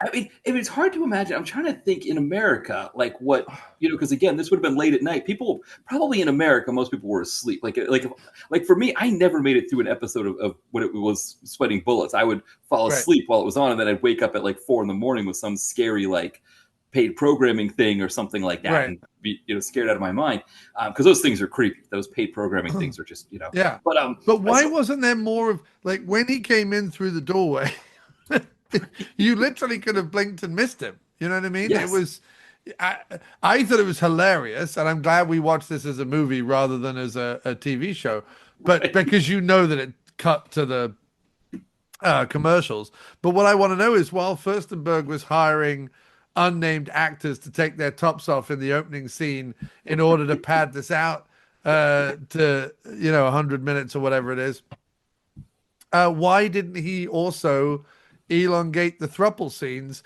Because you might as well, because at least it would have made it more obvious what was actually happening. Because by the second throuple scene, I'm like, wait, she seems really into Ginger Dude. Are we meant to side with Ginger Dude now? Right. Yeah, very weird. Yeah. No, it was all straight. Yeah. So this episode originally aired in 93. So I mean, so early 90s. I guess people weren't. I really don't know what people would have made of this. I mean, again, this was the last season of the show. And I don't know how it worked. Like if it was like once CBS was done with it, I don't know if maybe they were adding some of the funding, and maybe that's part of the reason why they were able to go to Mauritius and Israel and all these places to film, that they were getting CBS plus. I guess the other channel, it wasn't CBC, it was CTV in Canada that aired. Oh, this. okay. And that's a private channel, so I don't know if maybe they both had money. They were both, CBS was invested both of them. Yeah, this was definitely like some sort of dodgy Canadian mob tax write-off. But Vinny, go film it in Israel. What? But I do love the idea of like Newfoundland, like some like little small part of Newfoundland, like somebody's just like watching this at like half past whatever, right? Because some wee Scottish couple just sat there having had their 83rd fish of the day. Did you like the haddock, darling? Oh, I love the haddock. Should we watch the show with the throuples in it? Yes. No, I don't understand. Is she with the dentist, or is she with the No, she's not with the dentist anymore. She's not with the dentist. I can't quite do the Newfoundland accent. It's like almost Irish, but it's not quite. It's like well, lots of Scots and Irish there. Yeah. It's like so. It's like but I can't do a Newfie accent. That was just me doing a wee old Scottish couple accent, because I thought, well, there might be a Scottish couple that still has a Scottish accent. Yeah, I mean, I can't imagine. If you need to get out of Scotland and you want to move to Canada, Newfoundland's probably not the worst place, for you. It's right. Yeah. Well, they still got a lot of fish, which is really what we want.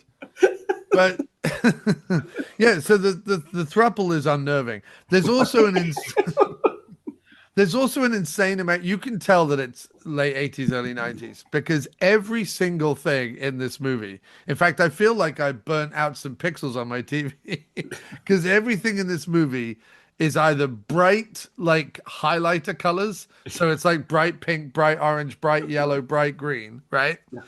Or it's vomitous shades of pastel. Right. Like that's the two. This movie veers violently between highlighter bright colors and just vomitous pastel. Right. I think in every scene, somebody had to be wearing an article of clothing that was coral colored. Like Yes, it was like yes, either coral. a blazer in one scene, a skirt in another scene, a shirt. It's like there had to be coral in one Yeah. at least. I don't know if it told Firstenberg like that's the rule. You got to have coral in every scene, but or like you said, like aquamarine or lime or something like that. It was just if I was watching this on a CRT, it would have definitely burnt out some of the screen. It was that bright. You know when stuff is so bright and you used to watch it on old fuzzy TV that the brightness seemed to somehow leak out of the sides of the people. That's how bright this was. And because the quality of it on Tubi it's basically YouTube quality. It's not even VHS quality. It's like YouTube quality. It looked like that, Matt. Blown up on my 85-inch TV. I was like, oh, every time the secretary came in that one of her series of horrendous dresses, I had to put sunglasses on because I think part of my retina fell out the back of my head. Right, exactly. Yes.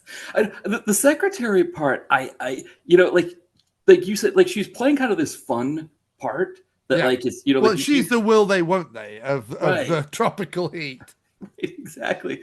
But you're right. It's like between the hair and the 90s outfits, there's something just so like, I don't know if rote is the right word. I don't know. There's just something about it. It was like pedestrian where you're just like, you're just checking, you're just, taking off a box here with her. Yeah, no, this entire movie was costumed by marshals. Right. Yes.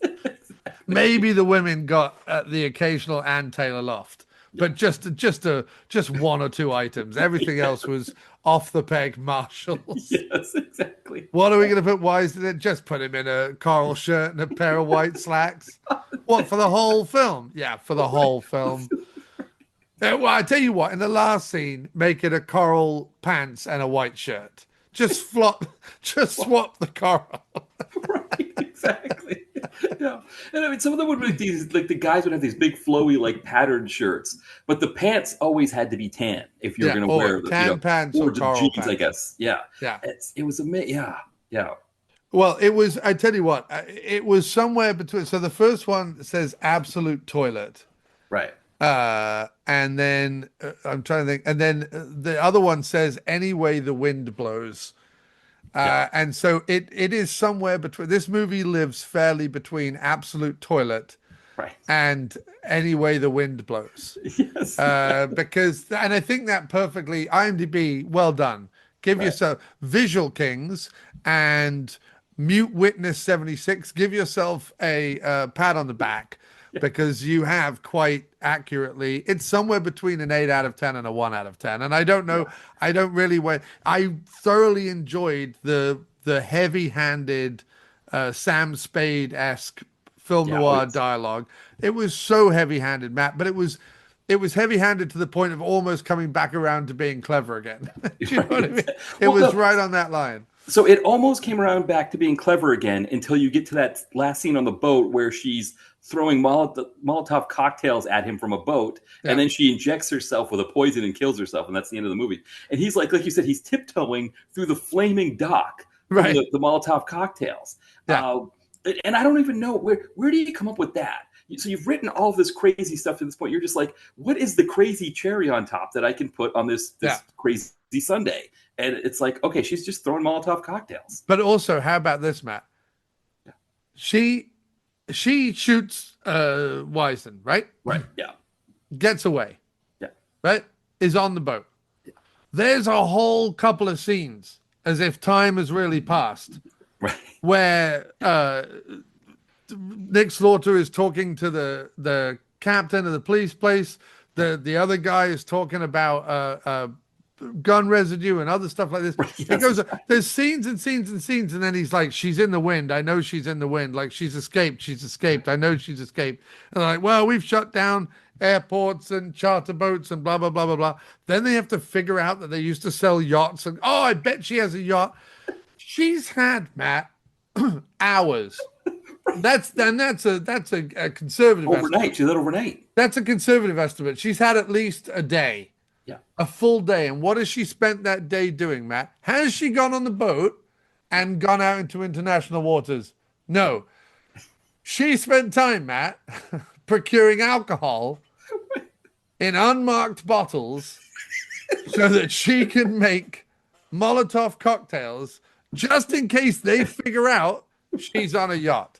Right. That took this woman, this mastermind, this Black Widow who's fucking destroyed the hearts of men for decades and decades, has money to have plastic surgery and whatever else, right? This woman's so clever. She's avoided at us, at all turns, at all corners. She has managed to avoid us. What does she do, Matt? Does she get on, at this point? She's killed everyone, Matt. She's killed everyone. Right. Apart from the doctor, she could go kill the doctor, I suppose, the plastic surgeon. And she could do that on a boat. She could go on the boat and do that. But no. She spends her time, Matt. She doesn't get away. She could get away, Matt. They're not looking for her on a yacht because it takes them a whole day to remember that she even sold yachts. Oh, Matt, I was watching it going, I'm sorry, what? She's still there. She's not only that, but it's the first yacht they try, Matt. He runs out of his detective thing. He's like, where are the yachts again? Oh, there. And she's on the yacht. Right. When you think what would happen is, because the show apparently has a travel budget, that's money's no object, right? Right. Wouldn't you really think what would happen is like suddenly they're just shooting in Bali and Slaughter just shows up with a bunch of police officers and arrests her while she's having a Mai Tai or something on the beach in Bali. Do you know what, Matt? If they weren't flying around the world shooting this stuff, if they were shooting this on a soundstage in Iowa or somewhere, right? Or wherever had a tax break that month, right? If they were doing that, Matt, they could have afforded to do the end of Dragnet the movie, where Dan Aykroyd shows up randomly in an FBI plane alongside the villains escaping on a plane. And just because he points to the ground, the villains go, oh, I suppose it's a fair cop, despite the fact that they're in a plane, Matt. Right. This movie, Tropical Heat, could have afforded that if they just kept all the actors within a 5-mile radius of their own houses. Yes. Instead of shipping them off around the world to luxurious locations. Yeah. And paying for all that airfare.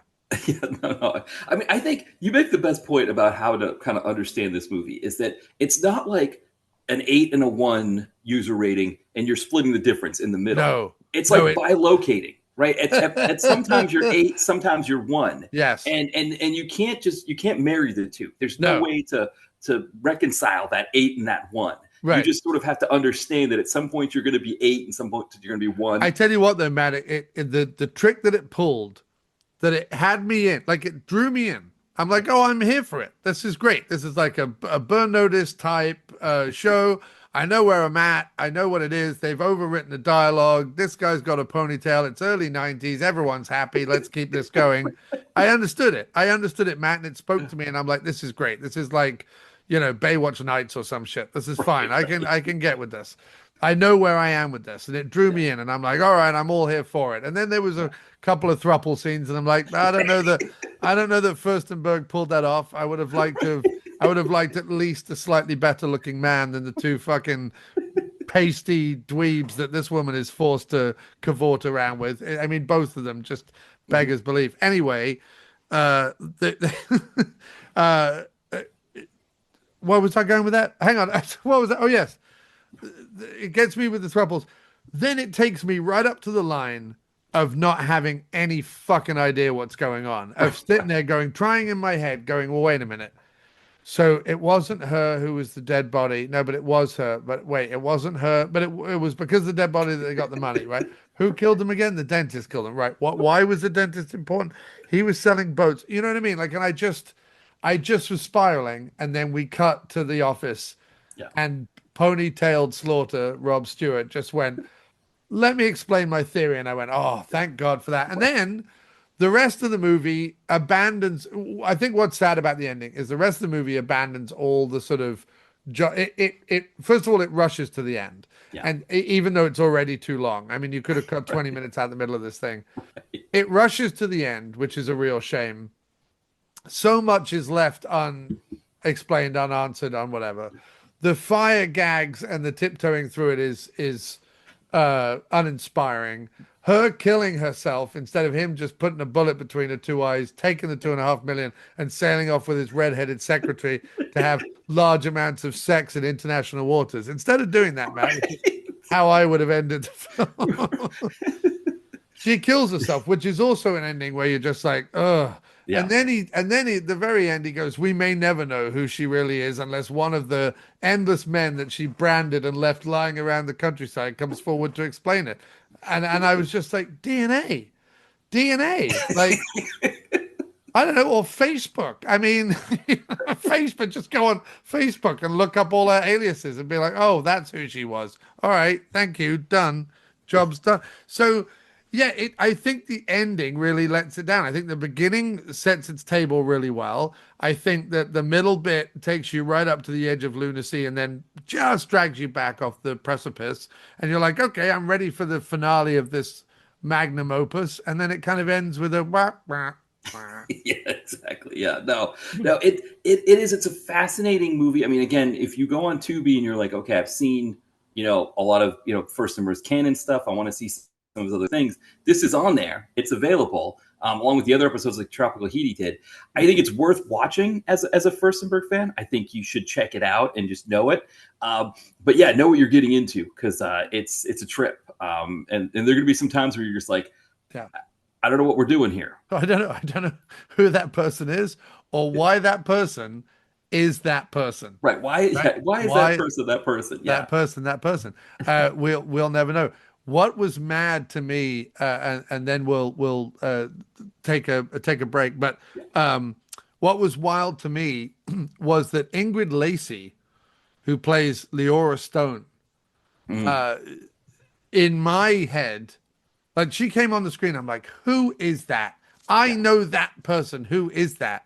Yeah. She was the darling of like British TV when I was watching like TV with my parents and stuff. She was in episodes of things like Inspector Morse, and she was in Ruth Rendell Mysteries and Pie in the Sky and In Love and War. And she was in Drop the Dead Donkey, which was a long running newsroom comedy that she was in. She was in an episode of Heartbeat. I mean, she was in all these such quintessential, either Friday, Saturday, or Sunday night British television that I grew up with. She was the face of cozy, China cups of tea and crumpets while someone's been murdered in the background, and people are like, "She did it," whatever it is. Some big fat old detective just comes in and goes, opera and crumpets and I don't like heights, whatever it Right. is. Right. He comes in, and then by the end of the 2 hours, he goes, "Well, it was obviously her. I knew it all along." And then it ends. She was in all those shows. I love those shows, by the way, Matt. Those are my favorite shows. Doddery old British detective shows. So for her to show up in Tropical Heat, I was like, how did that happen? Well, how was Firstenberg a secret to Drop the Dead Donkey comedy fan? I wonder. Well, because this is something we see with the Seagal movies, where it's like they're filming in Bulgaria and they just say, "Oh, Imelda Staunton. You've got like two, a week or two between Harry Potter Wait, is movies." Imelda Staunton in a Seagal movie? Yeah, I think it's a Mercenary for Justice. She actually complained about it. She was angry because she didn't do any scenes with him, and she had to play like some American dignitary. I think she told her agent after that, "Never give me another one of these Seagal movies. I don't care if Because they she pay me." wanted to be in with Seagal. Right. She was like, she shows up and she's just like shooting her scenes with an extra. And she's like, "What the hell is this? I'm an act. I'm like, I'm Imelda Staunton. Why he couldn't be bothered to do his scenes with me? Like, what's going on here?" Yeah, and what's even weirder, Matt, is they were love scenes. Right. Exactly. Steven Seagal was like, That would have been even better. I have lots of stand-ins for my love scenes. Right. They all have But suspicious amounts of six packs. right, exactly. Exactly. No, but no, but that was the thing. I think is again to show like this being shot in Israel. They're just like, hey, does somebody have a couple? You know, so Ingrid Lacey's like, yeah, I got a week off. I can Yeah, go do I'll it. fuck You know, off to fuck off to Israel for a couple of weeks, get my family a nice holiday, and I'll just I get to keep the blouses. Her blouses, Matt. Her blouses. The only word for them is yeah, blouse. There's right, no other description. They're not shirts. right. They're not shirts. I refuse to call them shirts. It's not a top because there's buttons down the front. It is the living. She is the living embodiment, Matt, of blouse. Well, and there's one scene where, because for the most part she was wearing like these business suits, but then I guess like when things were unraveling, she was more dressed down, and she's wearing like these pants in one scene where it's just like, what is this? This is The like worst you know like pants. what? The worst pants. You could see her pant line. You could see her fucking cellulite. It was the worst pants. This was like Florence Henderson on Very Brady Christmas, like wearing, you know, like, Yeah, oh, I'm dressed down for the weekend while I'm hanging out with yeah. Mike Brady. Meanwhile, the blouse has got 14 shoulder pads. Right, You're like, exactly. why is this blouse only in the early 90s, folks? Let me take you back to the early 90s in your head Right. when blouses needed shoulder pads. You're like, why? It's a blouse. Surely it goes under a jacket with a shoulder pad. No, no, no. No, The blouse has a shoulder pad, which then elevates the jacket shoulder pad. Oh, so wait, the jacket also has everything. It's everything has shoulders. 1993. Everything Right. has shoulder pads. The guy's denim shirt that he was wearing, the whole thing, shoulder pads, Shoulder pads. everything, everything. Everything. Yeah. It made it was, you know, it was the 90s and everybody talked about, oh, it's the 90s. But it was like this idea of apparently the 90s was supposed to be the first decade that women were working, even though they'd been working for all these decades before. But it's like the Right. 90s was really the decade of women. And part of the deal was you couldn't be a woman in business if you didn't have shoulder It pads. didn't have It was a lots of sense, shoulder pads. yeah, Yeah. you were not going to have, you couldn't go into a boardroom full of men without shoulder pads. And if you think about it, around about this time is when the uplift bra really came into its own. Yeah. And what is the uplift bra if not upturned shoulder pads? Right, That's all it exactly. is. So women wanted a way to find, or rather, probably men wanted to find a way to put more shoulder pads on women Right. because they were like, we think it's funny Right. if we make blouses so that as they go around the office in their high heels trying to be serious, they look something like a Spanish dictator. You know what I mean? Yes. So wait, we've given this blouse epaulets. What? We've given the blouse epaulets and shoulder pads. So wait, now I've got two things that that distinguish me from everyone else and make me look like a Spanish dictator. Yes, we put epaulets and It's just, shoulder pads in this blouse, and then I'm to put the jacket on over it. Yes, and the jacket we've given medals. What? Yes, we put medals on the front of the jacket.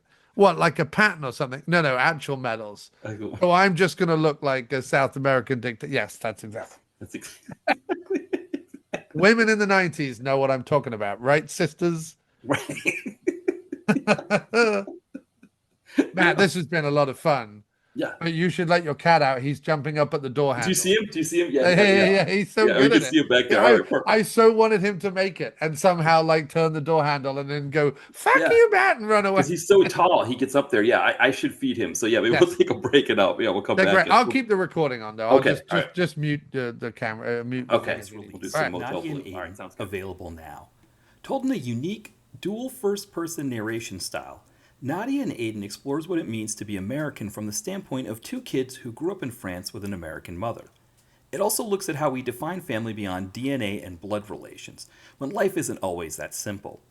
You can find Nadia and Aiden on Amazon in paperback, Kindle, and Kindle Or Unlimited. a The link is in the auto podcast harp Oh, look at that. from the 60s Yes. at a local music shop. And what I was attempting to do while you were off feeding your cat Yes. was there's a song by ELO Yeah. called Midnight Blue. And as I was getting myself a fresh water, I was humming to myself, I will love you tonight and I will stay by your side, loving you. I'm feeling Motel Blue, and I was changing it to Oh, Motel Blue, yes.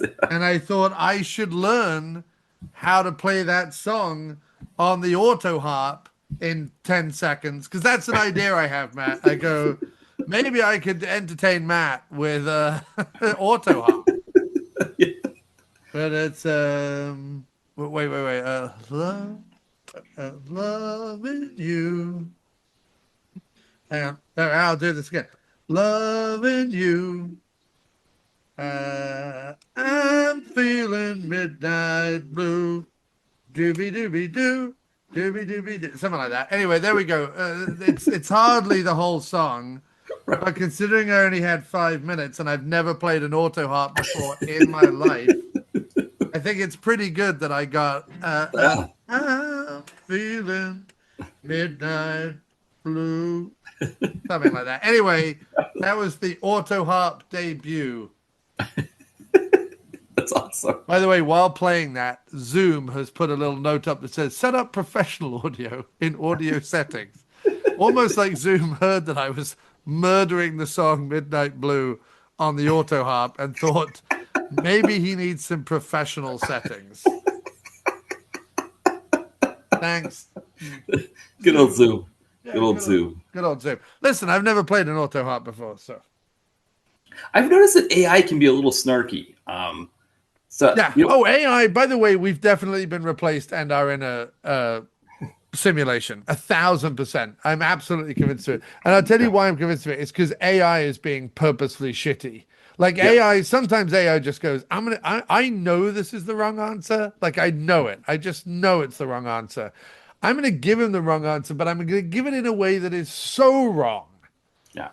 That you just read it and you go, what's staggering about that AI is you haven't even got one thing correct. Not even one thing correct. And you're asking it about something very simple for it to look up, like Baywatch or something, like some cultural touchstone that you're like, it's not like I'm asking it about fucking Criss Cross for the Files of Tropical Heat or even Motel Blue, which is even more obscure because it's not based on a quasi-successful Canadian TV show.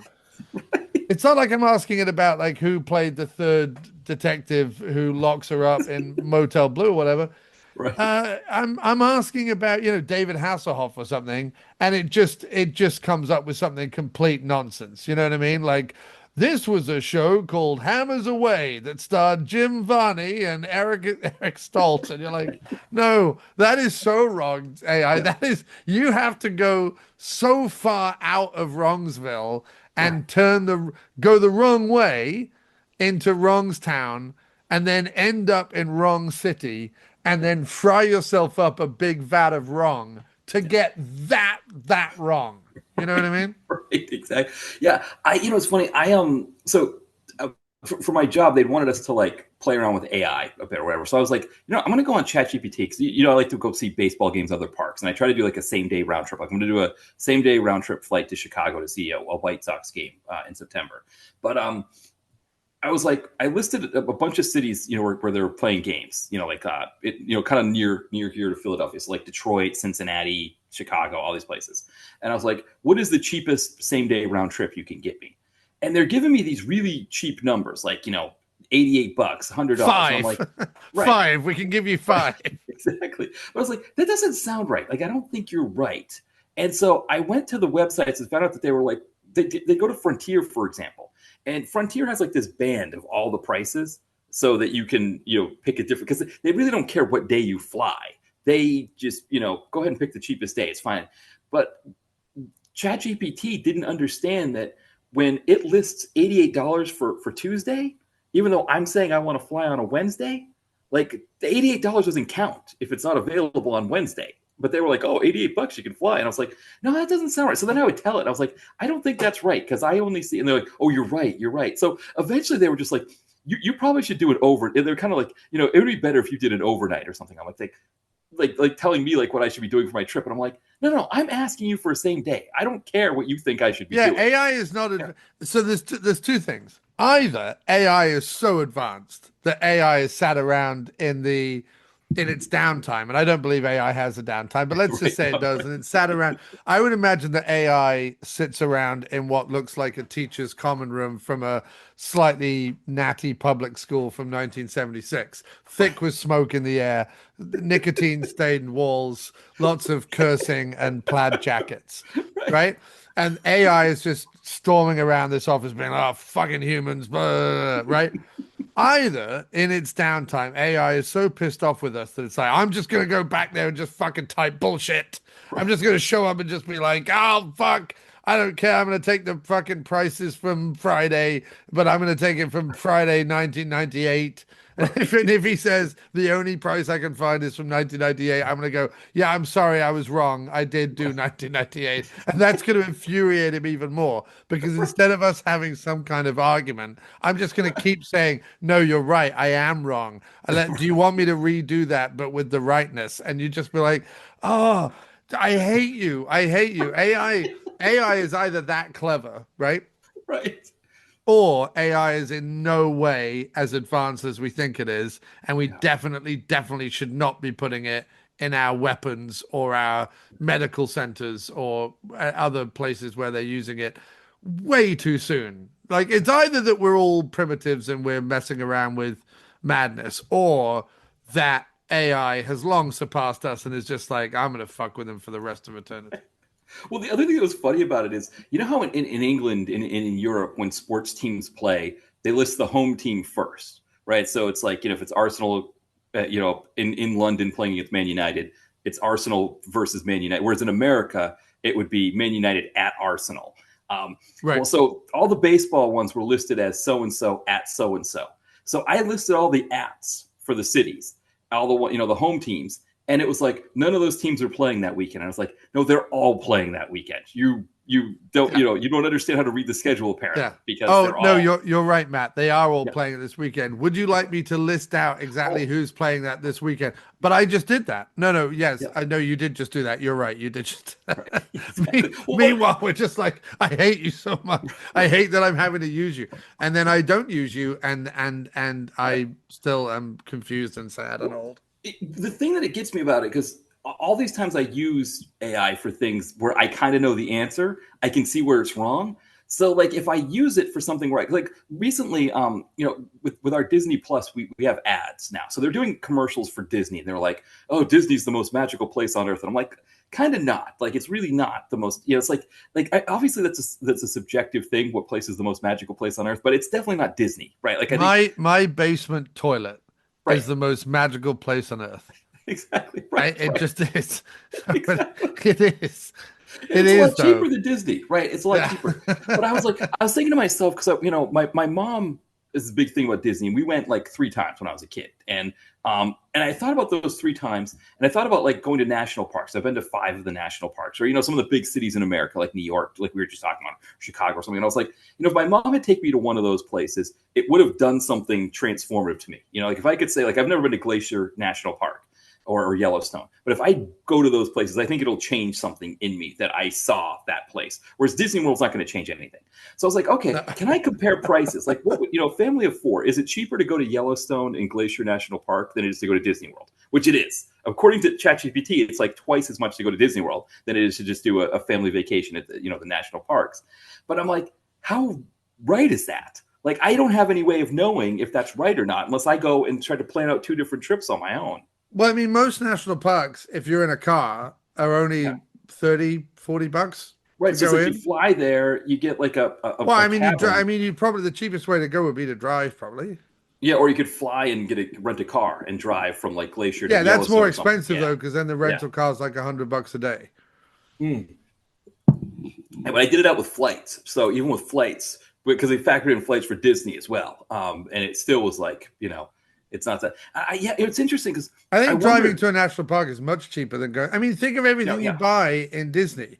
Right. You know what I mean? You buy food for 5 people. Then everyone wants a Chippendales Rescue Ranger novelty hat, and someone else wants a Bugs Bunny photograph or something. Yeah. Some child molester in not Bugs Bunny, would it? No, Mickey Mouse. Mickey Mouse. Some child molester in a Mickey Mouse costume gets to feel up their child, and they take a picture of it to scare them when they're older. that all adds up, Matt. You know what Yes. I mean? The different rides are all different prices, right? Well, it's like the rides, or the other thing too is like they've got like Epcot has the different countries, and it's like Right. you could do a week in New York, and let's say you stay in like Jersey City, which is cheaper than staying in Manhattan. Though this week, the ChatGPT was saying even if you stayed in Manhattan, it was the same price. It was cheaper than going to Disney. But it's like you go to Queens and do your own Epcot in Queens, where you're just getting like authentic, like any cuisine you want, and yeah, you're probably going to see like a C on the grade outside. Ladies and gentlemen, you can go to Queens and do your own Epcot Center while taking your own life in your hands, eating food that has already passed through innumerable rats and pigeons. Along a long highway of endless restaurants that they're not even graded, Matt. They're that question mark where they've just gone, question mark. no one, they've gone around the back of this place. They've looked at the dumpsters. They've smelt the smell, and they've just gone, this is not worth our time or our energy. We're going to give a question mark because, look, if you're dumb enough to eat in this place, then go with God, my friend. You have an iron gut. So if you want to do that, take the Epcot Center challenge of vastly dangerous cuisines from all around the world along a Queens highway, go right ahead. Well, because I think going to Queens would be more You'd probably have exactly the same amount of diarrhea in Disneyland as you would have in Queens. I mean, but for cheaper. But for cheaper. I mean, it's I don't much know what cheaper diarrhea, Matt. I don't know what tortilla soup would cost you. I think in the 90s it was like $20 for a tortilla soup at the Mexico in Epcot. Yeah. I don't think it's going to cost you quite that much, but you're right. No, but if your innards. In Queens, the tortilla soup may have a Band-Aid floating. Yeah. And it'll be a tortilla soup, but it would have like a random quarter of a matzo ball. And you'd be like, why is there matzo ball in my tortilla soup? And it's because they've just used the same broth and the same bowl. It's all cross-contaminated. And microwaved and served up with a side of botulism. Yeah. And then you just move up the street to the Indian restaurant, and then you get whatever you're getting there, And I mean, that's why Queens has the most amount of public toilets of any of the boroughs, because because everyone is shitting all of the time. And they're like, is one of those local fucking Floridian guys up here trying to do an Epcot thing? God, everything is just flowing with effluent. There's shit everywhere. Too about Queens is Troma moved out there. They're in Long Island City, so you take your kids to Troma. They're not in Brooklyn anymore. No, they moved because they were in Hell's Kitchen, I guess, but they can't afford it, so they went to Long Island City. I thought they were in Brooklyn for a while. I don't know. Maybe they might have been. Yeah, they might have moved there for a bit too. I think they got priced out of there too, so now they're in Long Island City. Yeah. Wow. So, not near a subway stop either. So I think it's like a good I don't know how far they are. Weirdly, not near a subway stop, but weirdly near 14 Subway sandwiches establishments, all of which where the the pastrami is described in Yelp reviews as worryingly gray. There's a Subway near us, and it does worry me because I'm wondering, on the one hand, I'm like, well, who would eat in that Subway? But then you got all these local places here in South Philly where it's like, you got to know the guy, you got to know how to order. You go in there, they give you a dirty look if they don't recognize you. It's like, do I want to deal with all that or just go to Subway and just So Matt, we were talking about national parks earlier. If you drive direct east from Vegas towards the Grand Canyon National Park, the south entrance. Yeah. You pass through Arizona, and as you're passing through Arizona, about 3 hours from anywhere, literally in the middle of the desert, there is literally one road. It's just one long straight road. There is one road off it one way, and one road off it the other way that goes off into the hills where there are more trailer parks or trailers rather, not even trailer parks, trailer parks would be exotic, Matt. This is just trailers in the shadow of the hill filled with people desperate not to die, because that's America. And then you're emptying chemical toilets over each other and living above them with no healthcare or sensible food to eat. And then right across the way from that, there is a place called Grasshopper Junction. This is absolutely true, Matt. There's a place called Grasshopper Junction. It's in the middle of nowhere. And when you walk in, this is how I remember it. I always remember it like a scene out of Texas Chainsaw Massacre 3 or something, where you enter it, and in the corner, there's what you would call like a deli counter, right? But it's a deli counter where the perspex, the plastic frontage of it, is thick with dust and grease. There are always at least 3 or 4 flies buzzing around one of those fly zapper things and occasionally going ping and shooting their innards down onto the deli. And then there are like various meats. They're not set out in any kind of organized way, you know, ham, chicken, turkey, pastrami, whatever. It's just various mounds of meat. And then a guy in an apron makes sandwiches for tourists that really should know better. And then everything else on all the shelves, because it's also like a regular bodega kind of corner store, mini mart, whatever you want to call it. Everything else on the shelves is things like, you know, moon pies and, you know, happy sticks and Twinkies and ding dongs and flip flops and groinal cups or whatever the you know, this pastry is filled with cum. Whatever the regular American pastries are like, they are just lining the shelves. You can't get anything else. There's no water. There's no whatever. And I always saw those meats whenever I would stop there, just because I was always fascinated by stopping there. I never ate the meats, Matt. But I would go, I know how long I've driven since I last saw humanity. Where are these meats coming from? You know what I mean? And everyone's like, well, you know, refrigerated trucks. I'm like, yeah, refrigerated trucks. But like, we've all taken the cooler to the beach. We all know that after a certain amount of time, right? I don't care how many BTUs it's trying to put out, it's not cooling fucking anything down. Right. And you're in the middle of the Arizona desert. It's like 123 in the shade. Yeah. And there's just meat under a heat lamp in a fucking Texas Chainsaw Massacre 3 Grasshopper Junction. Yeah. And there's a part of me, Matt, that absolutely loves it. So if you're a tourist driving to the Grand Canyon, please stop, have a ham sandwich from Klaus or whatever the guy's fucking name is. People around here just call me Boney. Name is, get a sandwich and enjoy no toilets for 3 hours afterwards and having to hold it in. Yeah, we did it. So my friend John and his then girlfriend, I think they're married now. We went from Vegas to Grand Canyon. They rented a car and we did the trip.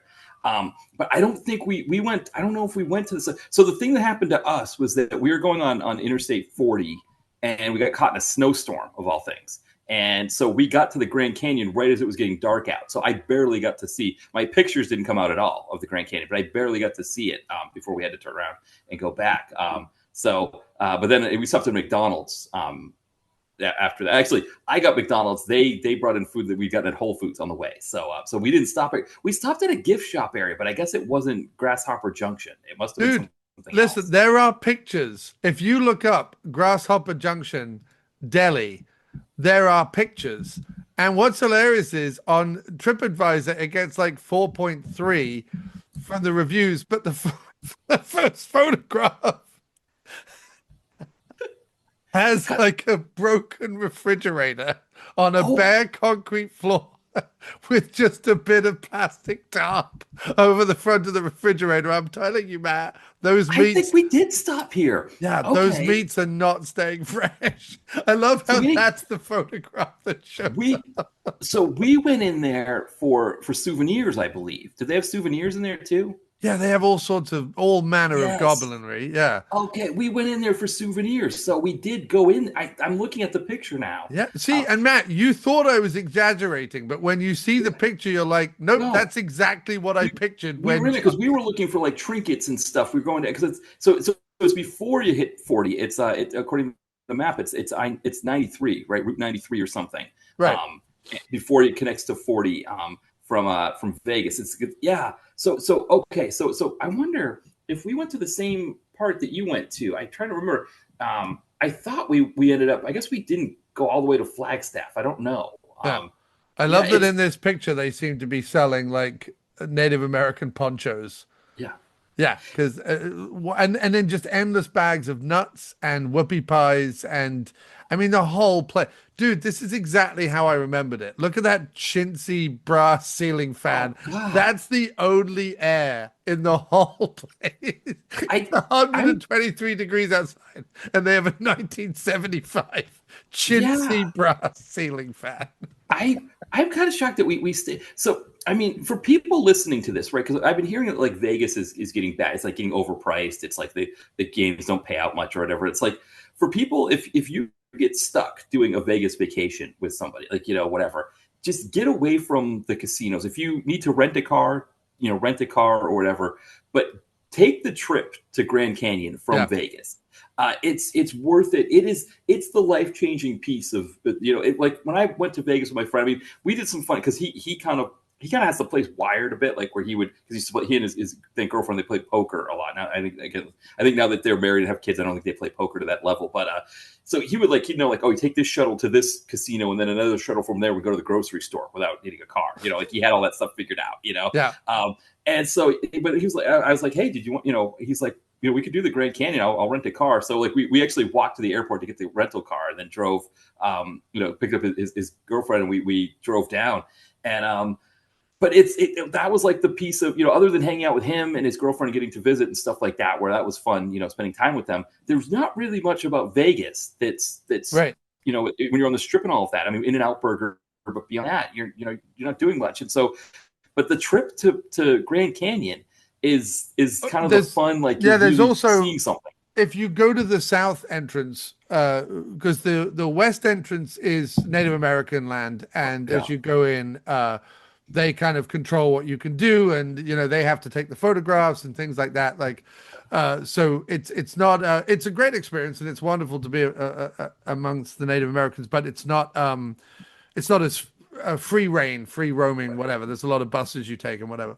Through the reservation because you can't drive your cars through it and stuff. But that is also where the big horseshoe see-through bridge is, where you can go out on the see-through bridge and be above the Grand Canyon. And then the south entrance is the national park entrance. And that's where you can basically drive in and park up wherever you want and go walking and hiking or whatever. And then from there, you can drive up to the east entrance, which has that like weird stone tower. You can go up inside. And so, on our way to the south entrance, there are two things of note that I really liked. First of all was the Grasshopper Junction Deli. And I want to go through, Matt, their board announces that these are specialty sandwiches. Specialty. We're gonna dissect that in just a minute. But the other place is Williams, Arizona, which is a town that was a little bit kind of dying, and instead they plowed money into redoing the town in the style of the 1950s. So the Dairy Queen looks like an old style 1950s Dairy Queen, and they turned the Denny's into like an actual diner style place and whatever, and they kind of spruced it up, and there's like a soda fountain, and they probably have sock ups on Friday night, you know what I mean? It's right, yeah, you know, that kind of place. So and in Williams, Arizona, you can stay in train cars, and I stayed in a caboose in Williams, Arizona, which is the slightly bigger, slightly higher end train car to stay in. You can stay in the regular train car or the caboose. I think the caboose is an extra $5, and the maid will come in and give you the old rub and tug if you pay. Ask her nicely. But let's look at these Grasshopper Junction specialty sandwiches. Yeah. Chicken salad, nothing specialty about that on every single deli menu ever. Reuben, same again. Club, very standard. BLT, the most of all standard sandwiches ever. Philly cheesesteak, I can't imagine that's authentic. I can't imagine an Arizona Philly cheesesteak tastes anything like, certainly not at Grasshopper Junction. 2.5 hours in either direction is nothing but desert, right? They do a French dip, Matt. Imagine what's in the au jus that you get with the French dip at the Grasshopper Junction in Arizona. Can you imagine? It's the meat. Yeah, they're using the same meat for the cheesesteak as they are for the French dip. That's the other thing too. Well, when they say French dip, it's actually dipping it in tobacco, like the dribbling tobacco after someone has spat out. They're like, "Do you mean dip?" And then they like spit tobacco dip out into a cup, and that's what you put your French dip in. Italian sub, very standard. Now the next one confuses me: tuna and egg salad. I'm not thinking that they're putting tuna and egg salad together. I think they just didn't want to write salad twice. I thought they were running out of space, and they were like, "Oh, just put tuna and egg salad." And they're like, "Well, but won't people think that they're getting both?" No, we'll explain it to them. Don't worry about it. It's fine. So tuna salad, egg salad in 125-degree heat in Arizona. Can you imagine it? Oh, egg salad at the Grasshopper Junction. And then we end with hot dog and hamburgers. I mean, if this isn't the most... calling it specialty sandwiches, Matt. I mean, this should just be called sandwiches or just standard sandwiches or sandwiches you can literally get anywhere in America ever. Right, because the specialty is like here in Philadelphia, there's a place in Ready to Roll Market called Beck's Cajun Cafe, and they have a sandwich called the Train Wreck, which is like a cheesesteak with andouille sausage. That's a specialty sandwich. Yeah. The Train Wreck. It's something unique. If I tell you what a train wreck is, you're not going to know what it is right away. Right. Like that's part of what makes a specialty sandwich is, or there's a bar up in Chestnut Hill called McNally's Tavern. They have a sandwich called the Schmitter. Which it's got like different kinds of meat together with this sauce that they put on. It's really good, but it's a specialty sandwich. You can't get the Schmitter anywhere else. No. It's they also have sandwiches that aren't special. Right. They have Reubens. They have corned beef and sauerkraut. They have an Italian hoagie or Italian sub. That's not a specialty sandwich. No. For Arizona, like if this had like and I understand this is more Florida, but like let's say they had a Cubano sandwich on the menu. For Arizona, I'm going to give them the Cubano as a slightly specialty sandwich. You know what I mean? They're like, well, we've got to import the mustard or something. You know what I mean? Like it's a bigger deal because they've got to put I would get like if they had lox and cream cheese, I'd go, okay, for Arizona, Grasshopper Junction, lox and a schmear. I'm not touching that lox either, just like I'm not touching that egg salad. Fuck no. Smoked salmon in 125-degree heat with the radiator on TripAdvisor. Not even like has a blue tarp over the front of it. And it's just on a bare concrete floor, soiled with the dreams of many. and the effluent of some. They also offer, this is a little specialty. So they offer pickles, very standard, but they also offer hard-boiled eggs. Like in the jar, like the jar part? Yeah, like the pickled hard-boiled eggs. So can you imagine that, Matt? 125 degrees, sitting out on a rickety park bench outside the Grasshopper Junction, looking at the refuse of humanity under the mountains, and sitting there and eating your tuna salad sandwich with some hard-boiled eggs, and then shitting out your entire spleen. You would literally defecate organs. Organs would be jettisoned from your body. Those like commode, those like bathroom kind of commode things that the national parks have. You just have to hang out in one of those for you outhouse kind of thing. Yeah. You would open up one of those porta potties. That are called, they're always called weird things like the royal latrine or something. You're like, what? It's a rubber toilet. Nobody wants to use it. Nobody. Even when they're clean, you're like, oh, I don't want to use this. No. Especially at the end of the festival when you go in and people have been shitting for 3 days. And that's the worst. It's the worst. I would do one of That's those what in a the while. toilet's like at the Grasshopper Junction. They clean it. They clean it out once every 3 weeks. Some little chappie drives all the way from Williams to do it with an old chimney sweep type brush. Regular toilet brush won't do so. I have to use a big fucking chimney sweep. He's flinging turds everywhere.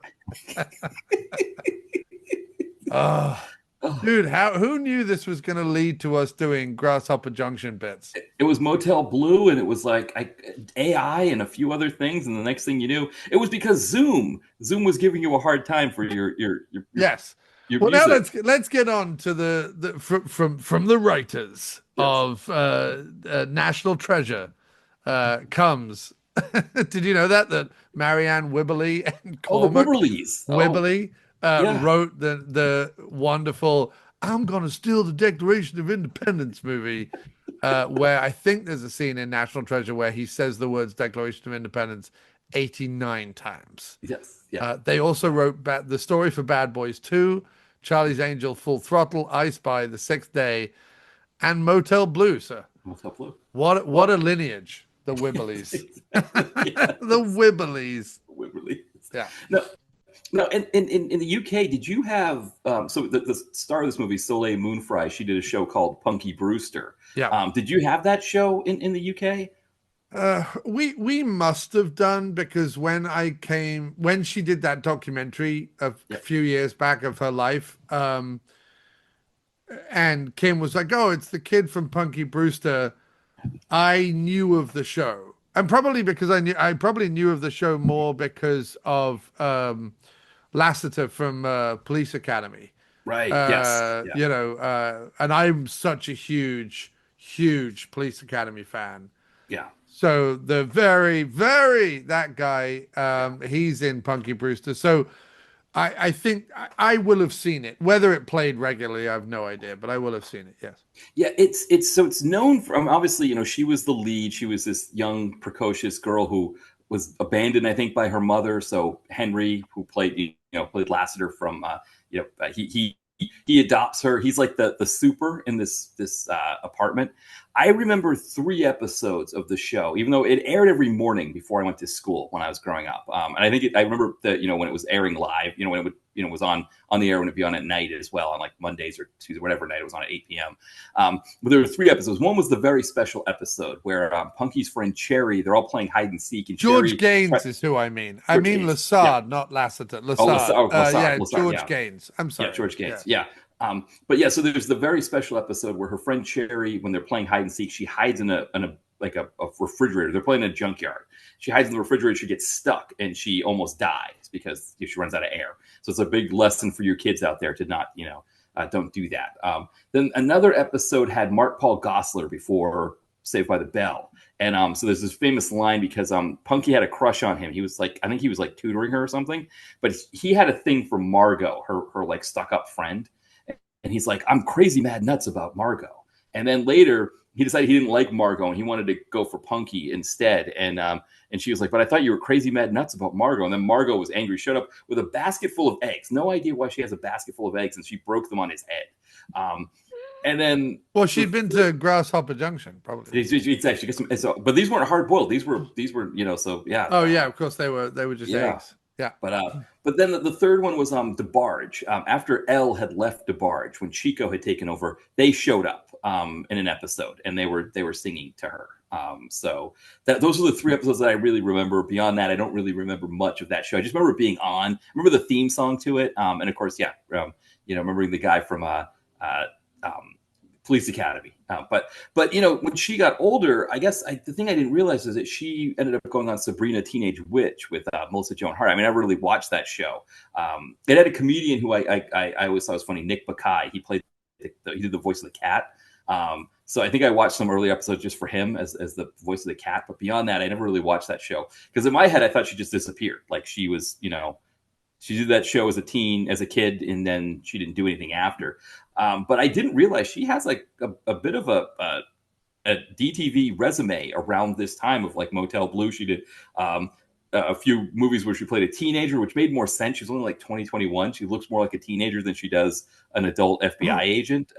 Yeah, I mean, she goes from doing, Wonder Years, Saved by the Bell, Tiny Toons, ABC weekend specials, right to doing the Ren and Stimpy show and Pumpkinhead 2 Blood Wings.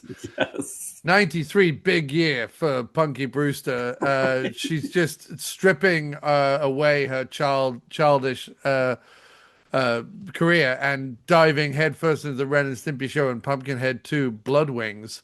Right. Then she's just in a few kind of like made for TV things. But then we get in 1995 Twisted Love. Yes. Followed by Piranha, a TV movie, not the Joe Dante film, obviously. Then she's in Mind Games as Becky Hansen, The Killing Secret, another TV movie, and then Motel Blue, after which she's sort of done, I think, more or less with her. I mean, there's, she's in stuff like Alex in Wonder and The Girls' Room, which is sort of a bit sexy. But I mean, in general, after that, it's Bratz all the way. She is the voice of Jade on Bratz, and has made a very successful career out of being Jade on Bratz, by the look of it. Yeah, well, because she has a distinct voice, and I think she probably saw that she could use, she could do the voice acting thing. She ddid get married in the late '90s, so that might have been part of it. She had kids at that time, so that might have been part of it. I mean, the other thing is that she went, she gets on Sabrina Teenage Witch, so now she's doing regular TV again, and I think that was a piece where it was like, okay, I don't need to kind of like, do these small direct-to-video parts. I'm back on network TV. But then, like you said, the Bratz things, I think, again, it was like the voice work thing. Probably she had kids at that point. It's like, okay, let me just go sit in a booth and use my voice and do these roles here. She did try to reboot Punky Brewster when, a lot of other shows were doing, new versions. She did one of their season show. on Netflix, right? Yeah, exactly. And it just, it didn't do much. But I mean, like that one Twisted Love you mentioned there, that also had Mark Paul Gosselaar. So it was like, that's, I haven't seen it yet. Ty was telling me to watch it. He was like, he mentioned it on one of our podcasts. Well, we could do Twisted Love and Mind Games as a Soleil Moon Frye double bill when we do our next round of erotic thriller. Right, exactly. If you want to, sir. I mean, I'm not telling you how to run your show. No. That's good. Yeah, actually, it's funny. Twisted Love, it only has one review, but it's TV Guide. I was thinking it might be comeuppance, but I don't know if they were branching out. Does that also say absolute toilet? It might. Well, the problem with the TV Guide ones is like they don't link to anything anymore. But so here's because Twisted Love, it's a Misery ripoff. It's a ripoff of Misery. So and she's not the lead in it. I think it's Sarah Chalk who's the actual lead, or no, it's Lisa Dean Ryan, who she was on a show called Doogie Howser. I don't know if you watched. Remember Doogie Howser? I remember. Yeah, she was the girlfriend on Doogie Howser. So Twisted Love, actually it's got Clint Howard in it as well.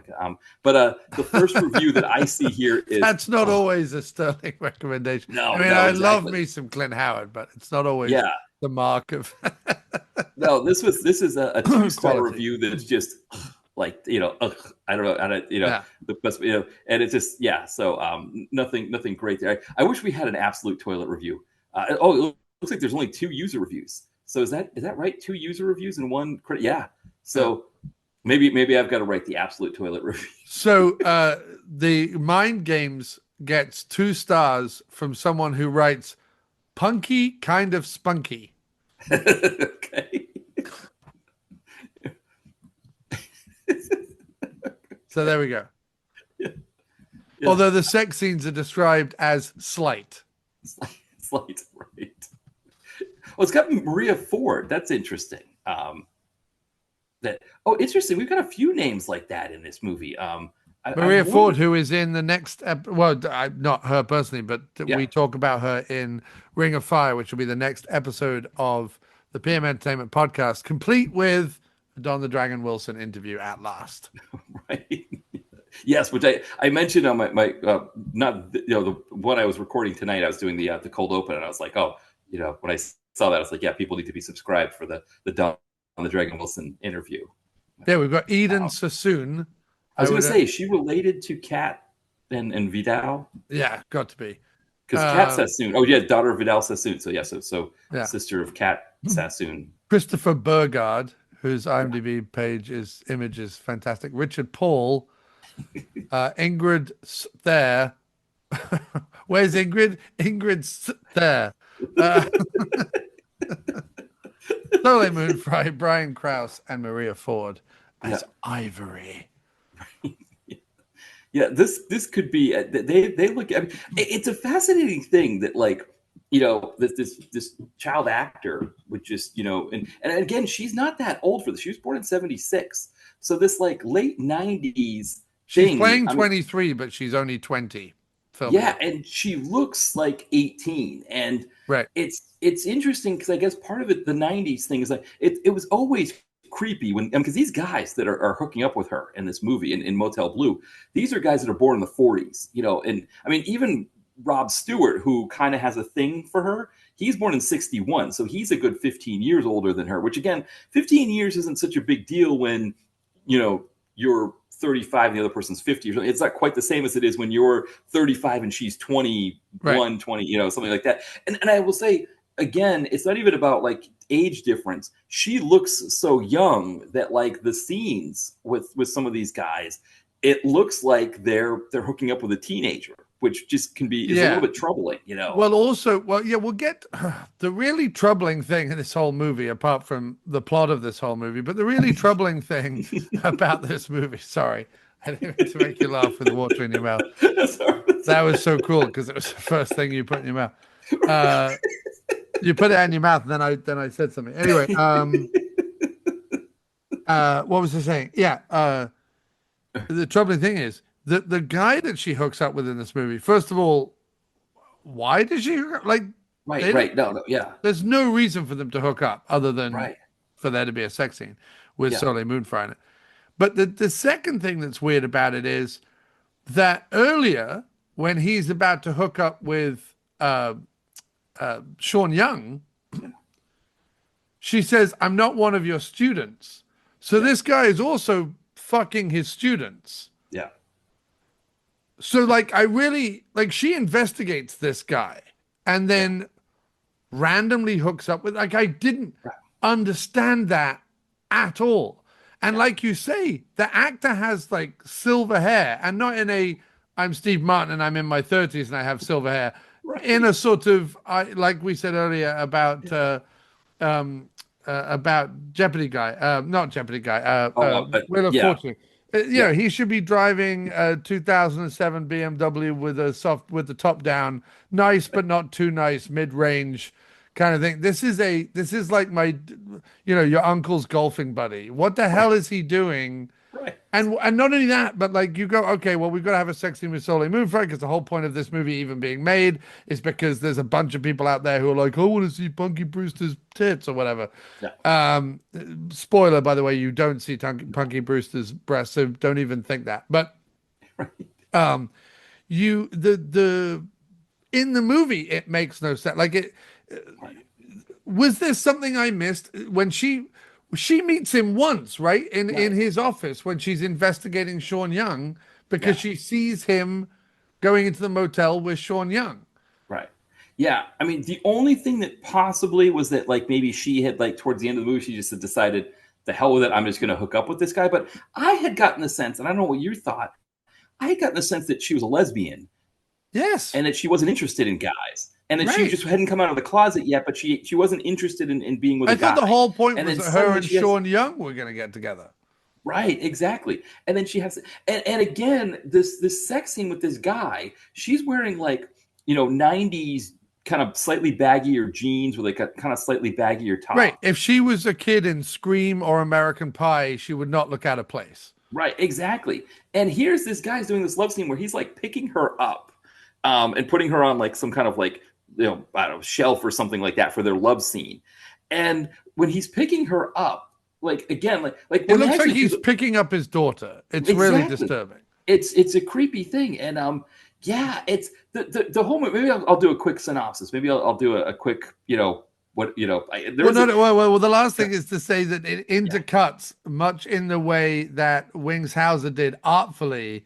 Oh, right. Art of Dying, and Sam Firstenberg does not pull off necessarily. I mean, he does in a weird way, but it does sort of weirdly work. But it intercuts between Sean Young killing her husband while in bed, while having sex with him, and Soleil Moon Frye having sex with the octogenarian that teacher who's been molesting his students. Anyway, sorry, Matt. Give us try and synopsize this fucking bananas film. Yeah.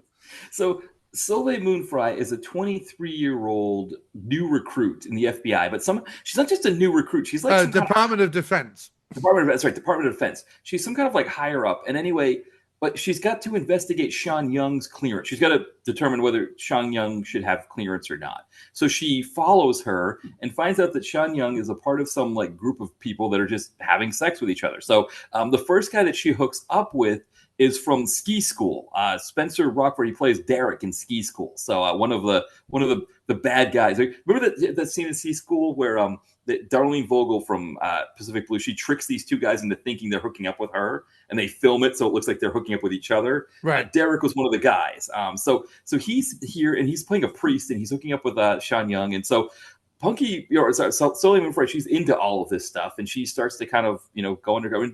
And at first, there's a really weird bit because she's choking him in the hotel window. Right, that's right. And she bangs on the door. Right, that's right. She bangs on the door, and then nothing happens. Yeah, nothing happens. It was baffling. Yeah, strange. Yeah. So she kind of gets the whole like she gets in deep. Right, she's almost obsessed with. Well, then she has to have autoerotic asphyxiation explained to her. Right. By Nick Slaughter. Rob Stewart, right. And Nick Slaughter's son's ponytail. Right, exactly. He's got a shaved head, which I got to say, the ponytail is a better look. The shaved head is just kind of like, it's like what I did in college when I just decided to take the hair clippers and just make it all one. Well, I think they were trying to make him look younger. Right, yes. I think you're right. That's a good point, yeah. I think they were trying to make him look more her equal. In some way. Also, she's above him in the pecking order. Like he's her lackey, which doesn't make any sense at all because he's been at the Department of Defense forever, and clearly Soleil Moon Frye is like 12. Right, exactly. So she's doing this whole undercover thing. She gets in with Sean Young by pretending to be the mail girl at Sean Young's place of business, and they start hanging out. She tries to hook Soleil Moon Frye up with Derek from Ski School, and it doesn't go well, but he takes her picture a few times, which there's a point in the movie where you've got to put on the eye goggles because they just start, loose ends start flying together. But Soleil Moon Frye, she keeps kind of investigating. She starts kind of finding out more and more seedy things, but it looks like you said, like she's going to hook up with Sean Young. She paints Sean Young. Sean Young's completely naked, just gets up and starts walking over to her and talking to her and all that stuff. And then before you know it, she gets framed. Soleil Moon Frye gets framed for killing Sean Young's husband, and the last 20 minutes is her having to extricate herself from that.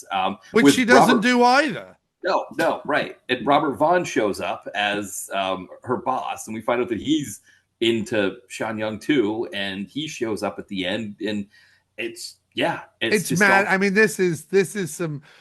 Here's my thing. I feel like under the I was saying this the other night, speaking about Ring of Fire, the Don Wilson movie on the PM Entertainment podcast.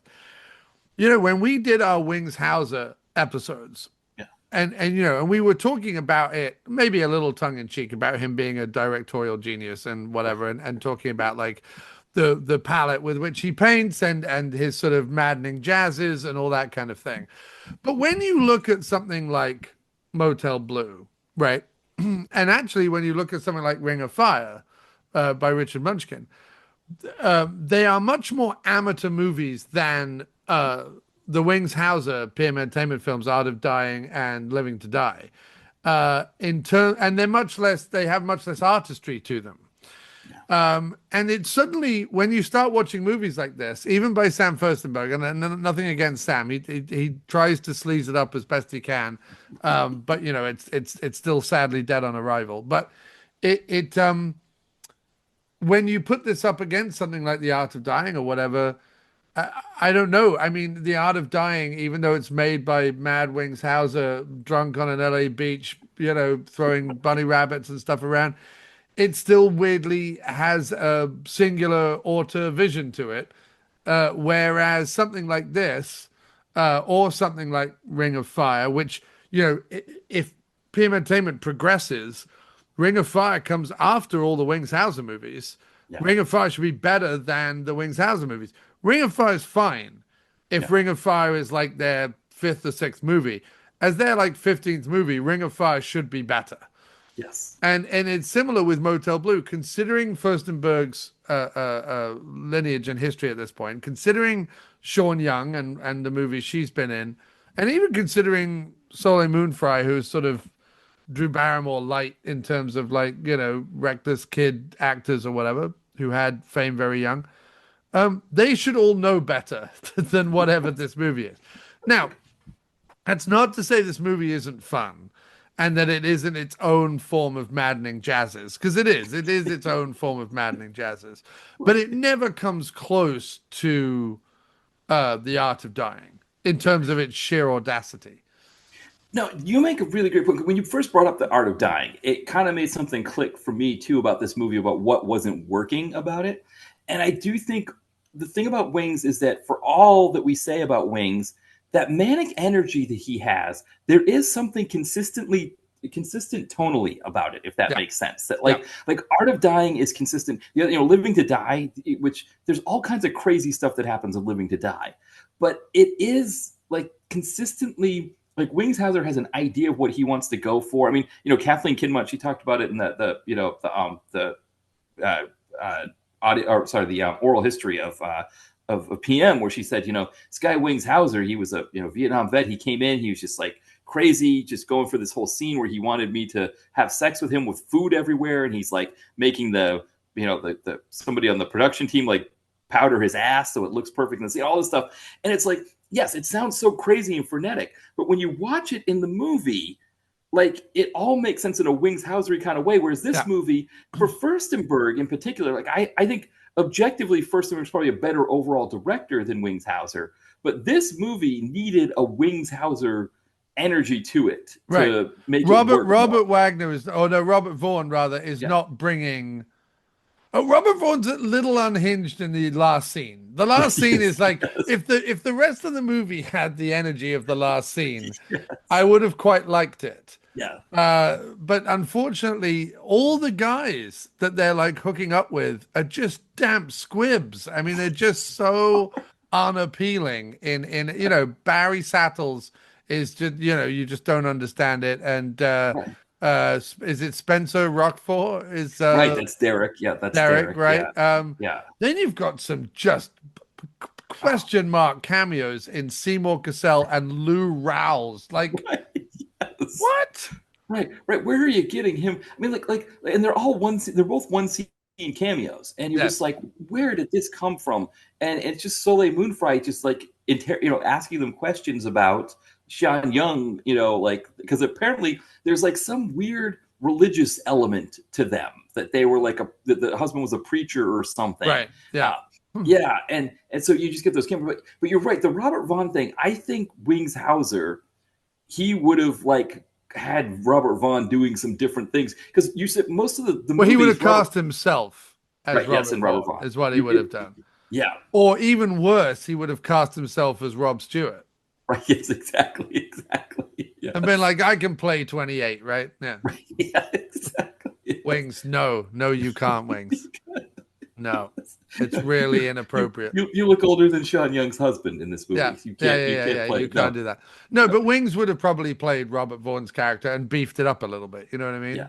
He would have beefed up Robert Vaughn's character. There would have been these flourishes that I think Robert Vaughn, at the end of the movie, like you said, where he's kind of all over the place, he could do those flourishes, and they just didn't really give him those flourishes when he's like telling her like, "Oh, you're doing a great job on the case," or "Yeah, you got to go undercover," get a job at Sean Young's, whatever. Like, he's just kind of sitting there just with his Robert Vaughn voice that everybody knows, and which is great. There's that part is great, but it's not anything like memorable until, like you said, till he's at the end of the movie, he was wielding a gun and just doing all kinds of Robert Vaughn stuff. Yeah, he was great. He should have been more like that all the way through. Yeah. Definitely. No, it was a really weird movie because essentially essentially it starts off with, oh, let's have that Silence of the Lambs thing where she's, very diminutive. She's surrounded by like big men all the time. They're going to question her abilities at every turn, etc., etc. Right? So you've got that bit, but that doesn't go anywhere. Right. It's the first 5 minutes, and then after that, it's. I think at one point he was like, "Why do you get to be Nancy Drew?" Right? And she was like, "Oh, you want to be Nancy Drew?" And after that, it is basically Nancy Drew in the land of the ridiculous, sexual S&M subculture as explained by people who have never been in the S&M subculture. Because they believe that if you're in the S&M subculture and you're in the hookup ads at the back of dirty newspapers or dirty magazine, kind of let's meet up and pretend to be a priest and a whatever at a sleazy motel, right? If that's your life, right? You're not going to nightclubs where everyone wears leather and the lyrics of the song playing are like, I want to feel the sweat running down your body. Well, first of all, disgusting. Second of all, that's the silliest lyric of a song I've ever heard ever. And thirdly, these kind of places only exist in movies. But what it shares with Tropical Heat is its depiction of sex subcultures, whether that's swinging or whether that's role playing or whether that's S&M or whether that's autoerotic asphyxiation or whether that's horsewhips or whatever. All the stuff that is, believe it or not, covered in these two films. It is covered in such a, oh, you have no idea about these subcultures, do you? You know what I mean? Type way. It's like my stepmom, bless her, trying to describe a naughty movie she watched one evening. You know what I mean? You would just be like, I know what you're talking about, but just stop. You know what I mean? That's what this movie is like. It's so.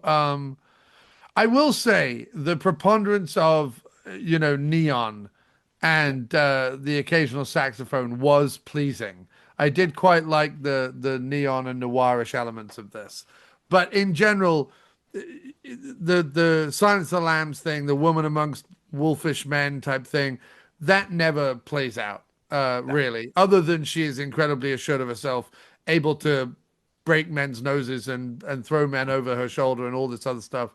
Right. Men who are 3 times the size or whatever. She's able to do all this stuff and defend herself, which you're glad about because they're very predatory, all these guys.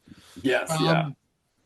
And then it suddenly moves into this movie about a shy Midwesterner who is actually, her only sexual experience is a horrible attack that she suffers from someone who should have been a friend. Yeah. And then she is in amongst the dirty, seedy world of Los Angeles. And because of her job, having to go undercover in a world of sexual degradation. And even the apartment building where she lives in, she is plagued by noisy neighbor lovemakers. And so it sort of weirdly goes from Silence of the Lambs to, well, what if Clarice Starling, instead of having to deal with Hannibal Lecter, people who eat people, what if she had to deal with people fucking all the time? Yeah. And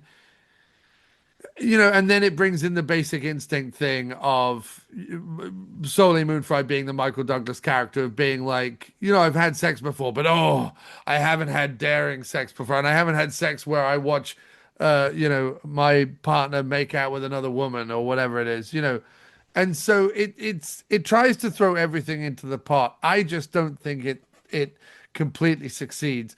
I like how ridiculous and freewheeling it is, though. It just never really sees through on any of the promise.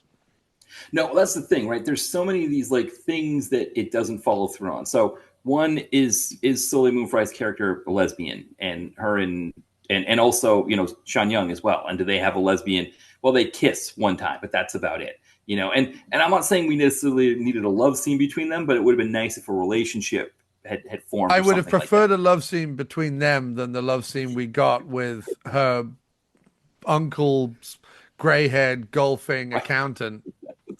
Who shows up? He shows up at Soleil Moon Frye's apartment with a bottle of Echo Damani, which just blew my mind. It's like this guy's supposed to be. I mean, is that part of it? Was he supposed to be trashy? And like, here's the Echo Damani I picked up at the gas station on the way over here. I don't know. Yeah, but no, but like, there's the thing with her being, being raped when she was in her own hometown, and that nobody believed her or whatever. That doesn't really go anywhere. Like in terms of like trauma, like, is this why she's pushing men away because she has the trauma from that and she's reminded of it or anything like that? There's one moment when she drives back to her hometown where she passes the veterinary clinic and, there's a sense that she's having some, a traumatic experience there. But beyond that, they don't really do anything with that. Yeah, it's really just meant to be the catalyst for her,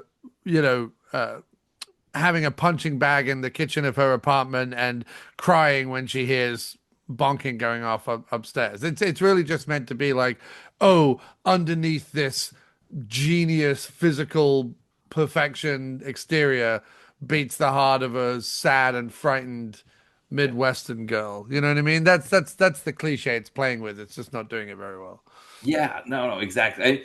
I think, I mean, the Sean Young piece, right? Like, Sean Young being nude in the movie, that probably would have been the selling point for teens catching this on cable, right? Like you would, but it's the kind of thing where, there was no internet at that time. So, I mean, I guess there was an internet, but it wasn't like, like it is now where, so it'd be a word of mouth thing, I guess. And, I guess in my case, none of my friends watched this and said, hey, Sean Young's nude in Motel Blue, you should check this out. So none of us would have known. Because neither of her nude scenes are worth writing home about in any way at all. Yeah, it's almost more like her just being like, I'm going for it, and I'll just be nude in this scene. By the way, she is atrocious in this film. Yes. She is absolutely atrocious. The acting is just catastrophically bad. Yeah. Yeah, I mean, I don't know what to do with this character because, like, at the very end of the movie, she's like trying to convince Soleil Moon Frye not to arrest her, and then convince Robert Vaughn not to shoot her, and she's doing horrible on either account. Like, she's not convincing at all, and I don't know how she's convincing before that. Like, I don't know if I'm Derek from Ski School or the silver-haired teacher, professor, doctor guy with the Echo Damani. Like, I don't know how I'm like falling for anything that she's doing there, other than just being like, well, I'm going to cheat on my wife with Sean Young for a night in the Motel Blue and call it good. But what I don't understand is so she contrives, right?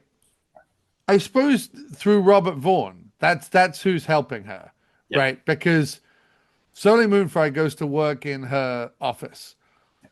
And even though it's the middle of the day, she decides to go rifling through her office when Sean Young comes in and says, do you want to go for lunch?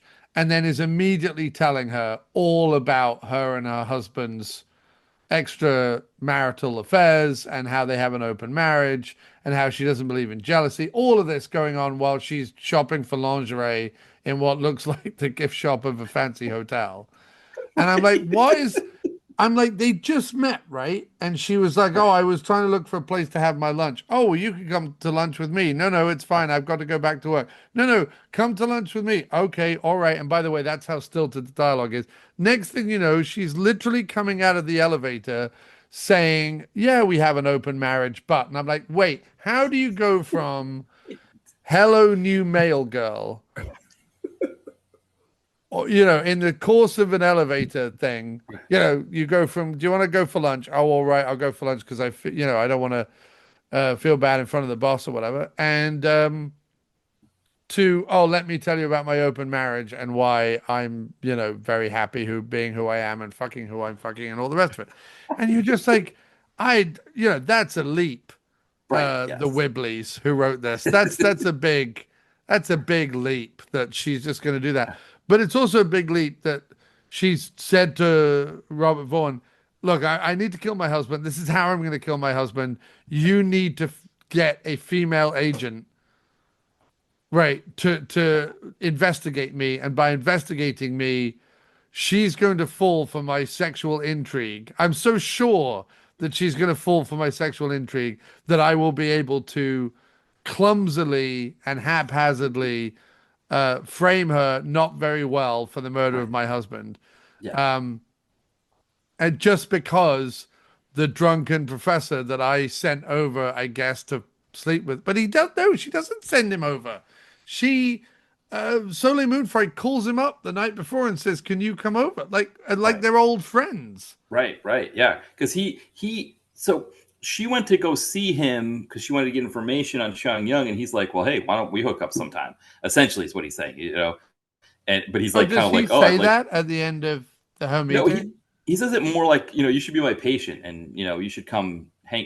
We should get, essentially like, yeah, why don't he's insinuating that he wants more, and I guess maybe she's figured out that who he is, but it's still creepy. Right, like it's it's incredibly creepy. But she might have looked at the lineup of creeps that she's got to pick from instead of, I don't know, just going out to a bar in a normal neighborhood where they're not playing songs about sweat dripping all over each other and people aren't wearing leather and weird lesbians aren't sending her over weird cocktails that no. There's literally a bit where two lesbians in a leather bar send her over a drink, right? And she goes, "What's in this?" And he goes, "Oh, never mind." And I'm like, no, not never mind. I've just been sent a weird drink in a leather bar I'm not comfortable in by two women, which, look, that doesn't mean it's suspicious. I'm just saying. But two people, two humans who want to fuck me because they wink at me and lick their lips at me and want me to come over to their table, and they've sent me a drink. And when I ask you what's in the drink, your answer is not never mind. Like, that's not, no, I'm leaving that bar and I'm not coming back to the motel with you. Right. You know what I mean? They call the drink a Hummer, and she goes, "What's a Hummer?" And Derek from Ski School starts making like, blowjob face, like pantomiming. And it's like, I don't think she was asking that. I think she knows what a Hummer means in terms of, because obviously the drink is not a blowjob. The drink is a mix of different things, and she wants to know what's in the drink. That's what I understood. That she I didn't even see the blowjob face. I didn't even know that was a thing. I thought that was just his face. That was just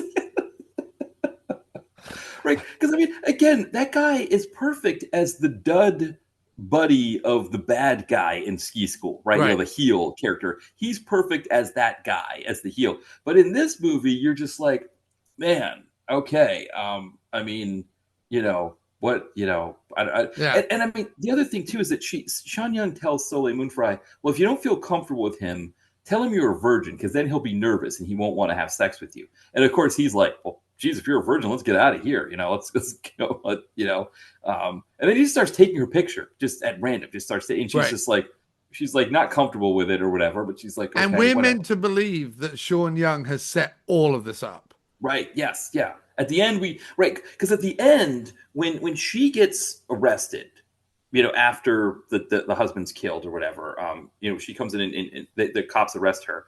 Suddenly, when she's like being interrogated, they just start throwing files and stuff and pictures and all these things on the desk in front of her.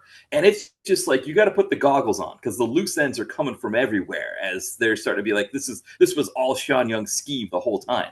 And it's kind of like, they were trying to go for like, some kind of like Dashiell Hammett or, is Jonathan Cain, is that, or no, Jonathan Cain's the guy from Journey. I was trying to think, Postman Only Rings Twice author, but you know what I mean? Well, you've got Dashiell Hammett and Raymond Chandler. Yeah. And then, I was trying to think of but this also has, it also has a little single white female in it as well. Like, they've really cherry picked from the 90s, early 90s, sexy thrillers, because, the whole thing that Sean Young is at the end, she's like, I only ever wanted to be you. And I'm like, right. Well, because you find out, and again, entirely one twist too many. Yeah. That Sean Young is actually her husband's daughter. Yeah, exactly. Yeah, which is just it's again that kind of thing. And I'll quickly say that the author is James N. Cain, who wrote Postman Always Twice. But Right.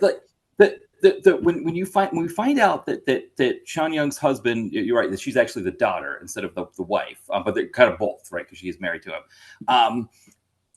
That kind of like crazy over the topness is again the kind of thing that a Wingshauser kind of puts you through the paces, so that by the time you get there, you're just like, hey. Oh, and now I'm seeing it, dude. It's fucking Chinatown. Right, Chinatown. Yes, you're absolutely right. Yes, it's stolen hook, line, and sinker from Chinatown, right? Yeah. Yes, exactly. Yes. Yeah. I mean, the other thing that this is missing from a film noir element is the music. This uses a lot of like pop, like alternative kind of stuff, like Goo Goo Dolls kind of sounding stuff.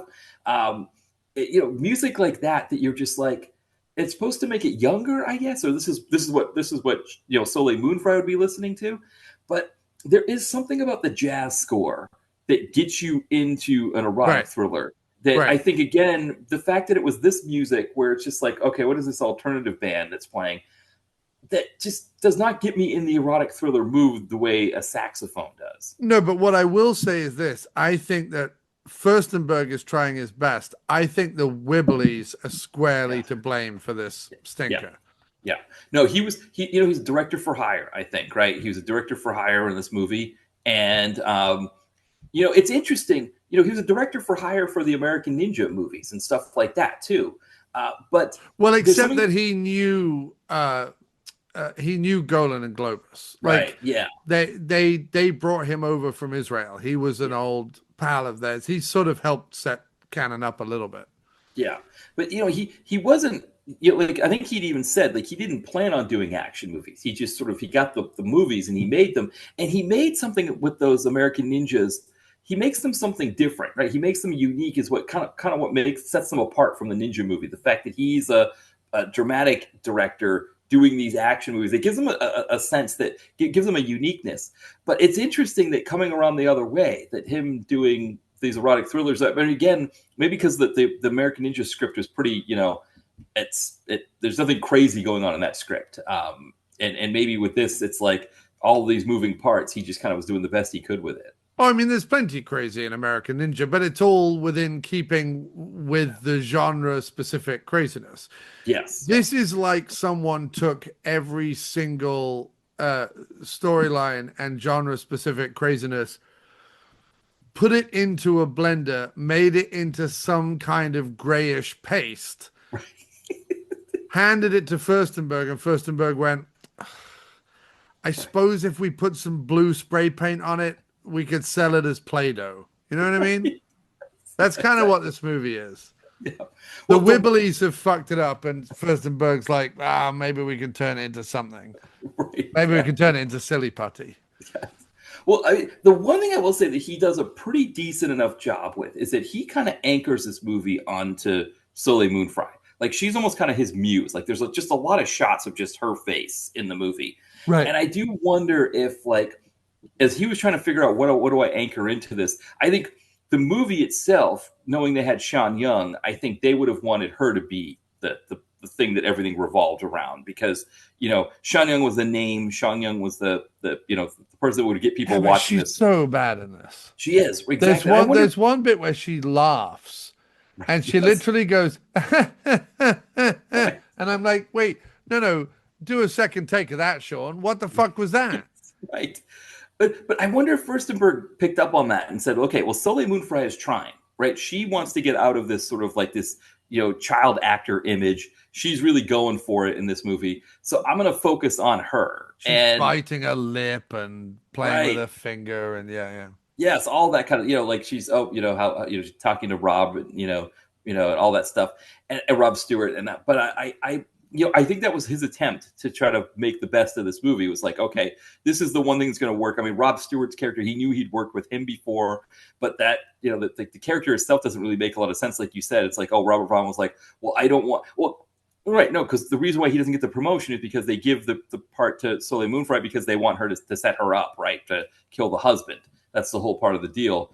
But yeah, I suppose the Robert Vaughn twist that him and Sean Young have been in somewhat cahoots explains a lot. Like, that's the way you explain away all the loose ends. Right, All the loose exactly. ends can be explained by going, well, she had someone within the Department of Defense, Robert Vaughn, who could manipulate this whole thing so that, when she's arrested, the DOD don't even try and help her at Right. all. They just sweep her under the rug.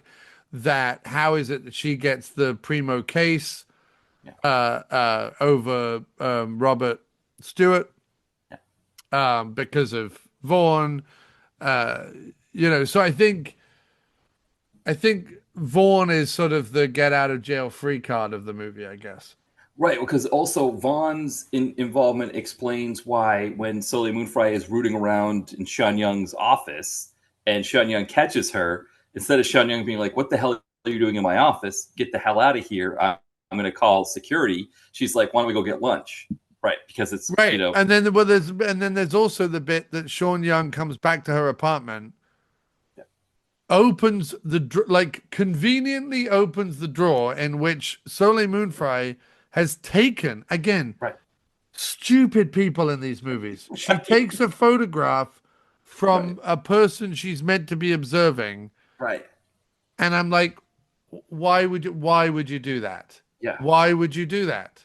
yeah, Why is yeah. that something that needs to be done? And if you Right, are going to take it home and put it in your apartment, hide it. Don't right, don't let it be in the first drawer right. someone might open lazily if they were just skulking around your apartment while you went and put on the skimpy black dress they just bought you. Right. But then you see it, right? You see Sean Young find the picture and she doesn't do anything. She just smiles and looks at it and kind of, and again, we find out, well, okay, well, the reason why she finds it and doesn't care is because she's playing, the fact that she stole the picture means that the plan's working, so Right. she's okay with it. But you're right. Like, you're right. Robert Vaughn is the get out of jail free card. He's the one who explains away all of the stuff that makes no sense throughout the There, movie. there is one other get out of jail free card that they should have used and they didn't, and it's weird to me because they set it up so much, but I can only assume that there's two reasons. A, because the idea of Soleil Moonfry being who she is, having a lesbian scene as her first sex scene is one bridge too far for America, but also if she's with Young and not with Young's husband in the movie or whatever, then they can't frame her. Then the storyline falls apart, I guess. So even though they tease her being a lesbian, and it would certainly be why is it that Soleil Moonfry does any of the things that she does in the first half of this movie? Oh, she's that enamored with Sean Yeah. Young and that attracted to Sean Young that, like Douglas in Basic Instinct, he is driven down that road by Sharon Stone because if you saw Sharon Stone and you were Michael Douglas, you'd be like, I can't believe this is happening to me. I'm a saggy necked, V neck wearing, 60-year-old, and you are the peak of womanhood, Right. in the 90s.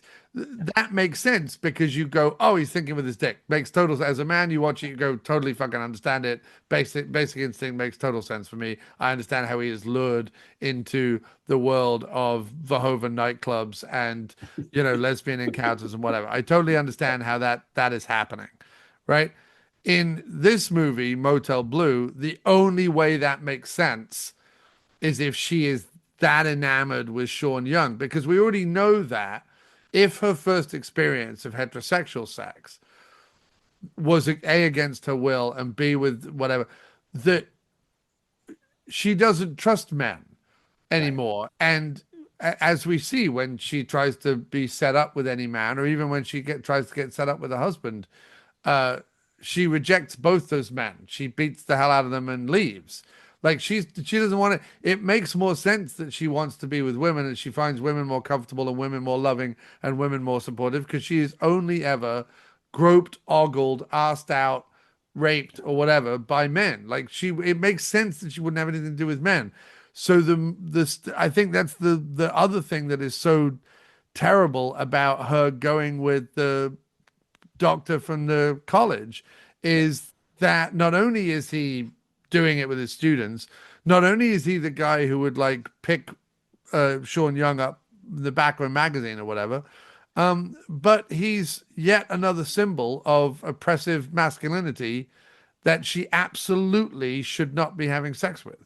And you're like, whoa, that's the whole point. She's going to the dark side and blah, blah, blah, blah, blah. I'm like, right, but then none of the other parts of her character make any sense. And what you're saying is, I'm going to abandon everything about this movie that could be good for the sake of having a Soleil Moon Frye sex scene, which doesn't even have a point to it because you don't see anything. It's not like, and I think I was talking to Ty and Brett about this, about like the thing that they used to do in England when a TV actress sort of softcore erotic film would come out later. It was made earlier, but would come out later. So like when Lois and Clark was on, or Desperate Housewives was on, like all the movies in which Terry Hatcher was like kind of erotic thrillers sort of plowed out on VHS because it was TV's Lois with her top off, right? And at least you saw TV's Lois with her top off. That you're sacrificing everything that could be good about this movie for a sex scene in which you don't even, from an exploitation standpoint, not from me personally, but from an exploitation standpoint, give the VHS audience what they want, which is Soleil Moon Frye topless. You don't even give us that. So you're abandoning the film for a completely pointless thing. At least if you were being exploitative, I would at least give you points for sleaziness and whatever. But you're not even being exploitative. So that whole scene bothers me so much for so many reasons. Well, because I don't understand why the character, why the doctor guy with the Echo Demani, why he needed to be a guy, right? I mean, right. Think about Criss Cross with Ingrid Lacey. Ingrid Lacey could be the psychiatrist, right? And she could be the one who shows up with the Echo Demani at, right? Punky. And maybe if there's a sex scene, and if you want to just intimate that there was a sex scene without showing it because you're afraid, like, okay, or the lesbian scene is going to be too much for the mid 90s in America. Ellen came out and people freaked out. We don't know if we want to do that. Even though, Shannon Worry did plenty of scenes like that and didn't really bother her at all. Right, but Shannon Worry wasn't Soleil Moon. She was right. Sharon Worry didn't have like a famous TV show back right, when. Yes. Yeah. No, that's a good point. Yeah. But I mean, I think it would have fit better if it was a woman in that scene. I think it would have worked better. And you still could have done all the other things, right? Because like the woman, she said, the guy, part of the deal was that the guy is waiting for her at the apartment with his Echo Demani. And so that means she would have had time to kill the husband before she shows up and has sex with him. That, again, a woman could have been standing there with the Echo Demani. But how does Sean Young know that Soleil Moon Frye was going to call the professor? That's something that she couldn't have controlled. Yeah, that I don't get. Yeah, I guess. Yeah, that's a good point. I guess maybe that just happened. That wasn't part of the deal, because really, right? Because the guy, he can't corroborate her alibi because remember the whole deal was that she was supposed to go to the hotel. Right, but also what a scumbag! What a scumbag!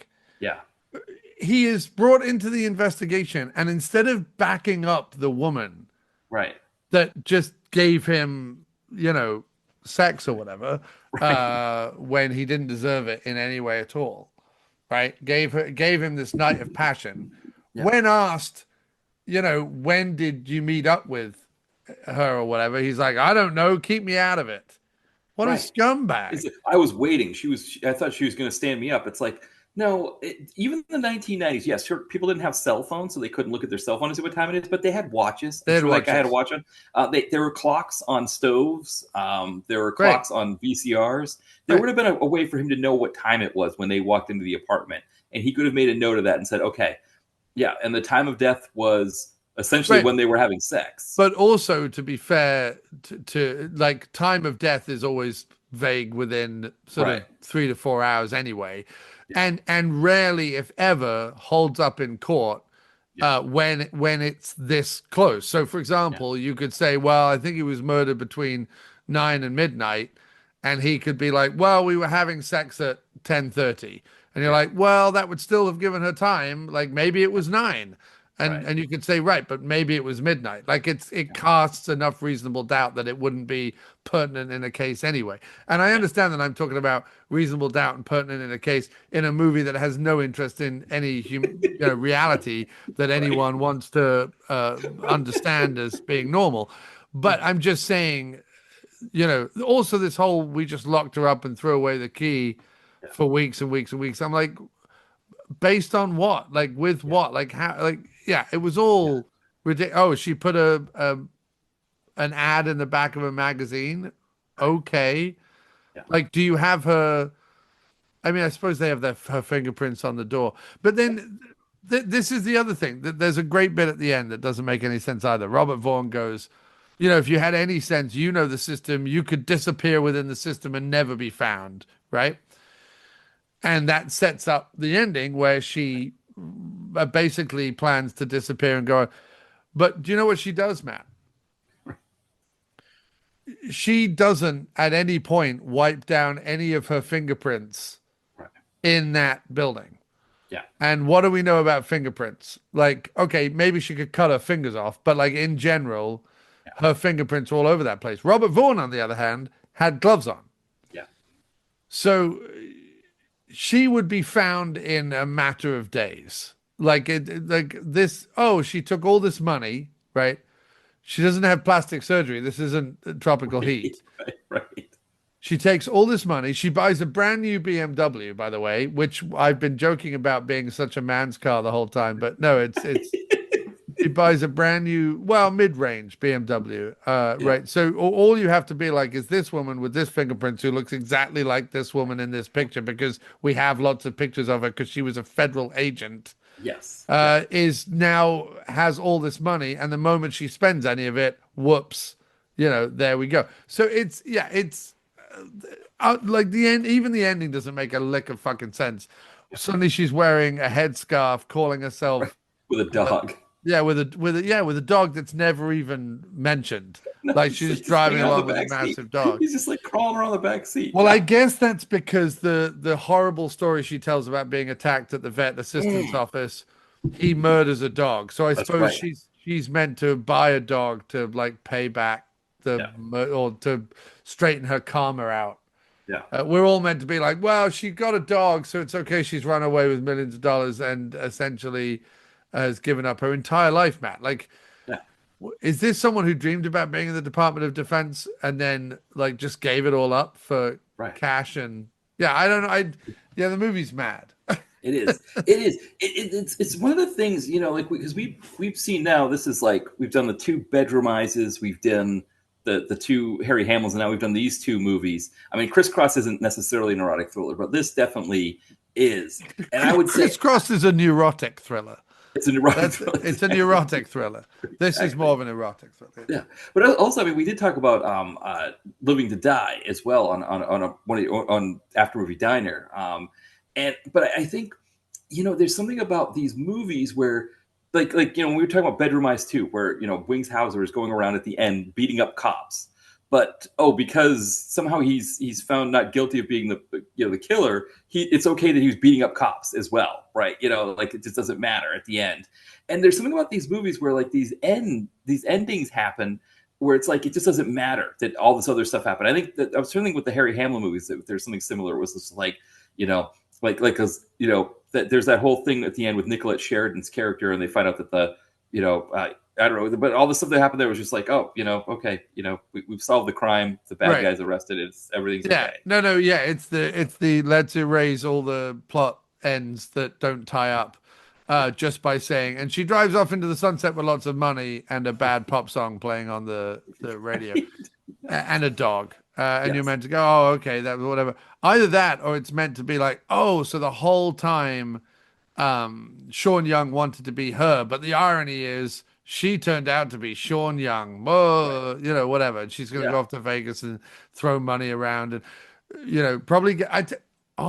Matt, there's a world where you could take Soleil Moon Frye's character. Soleil Moon Frye's character, right? And she becomes the Black Widow that's in Criss Cross. Yes. Because she has plastic surgery. Right. You could do that, right? Except And the they only thing was, and they say we don't know who she really is, and she's changed her name multiple times. yeah. So you're saying like after? Well, the only thing is right because in Criss Cross that was 3 years before this, technically. Even though the movie, I know. I'm just no, saying you could edit these two movies together in that way. Yeah, it's a good point though.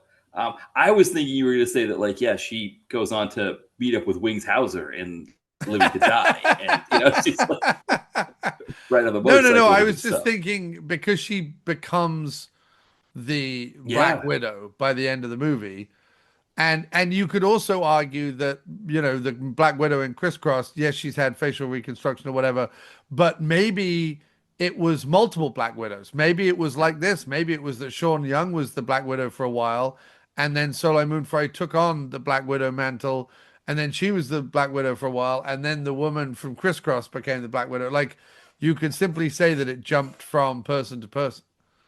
I mean, the one thing this movie had in common, beyond the S&M things that you're talking about earlier, is that the duds of guys that you get in both movies. Yeah, the guys are terrible. Yeah, and I mean the fact that she would, you could see her maybe going from the guys in this movie in Motel Blue to the guys in Criss Cross and just being like, I've had it. I'm getting the brands out and I'm just branding you guys and I'm whipping you. That's it, because I can't handle this anymore. Oh no! Actually, the more I think about it, the more it makes complete sense.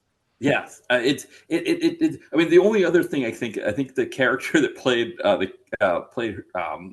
with Monica or whoever, I think she's like 5'4", 5'5", maybe she might even be like closer to like 5'7", and Soleil Moon Frye is 5'1", and so that's lift. No, but I just said it doesn't have to be the same person.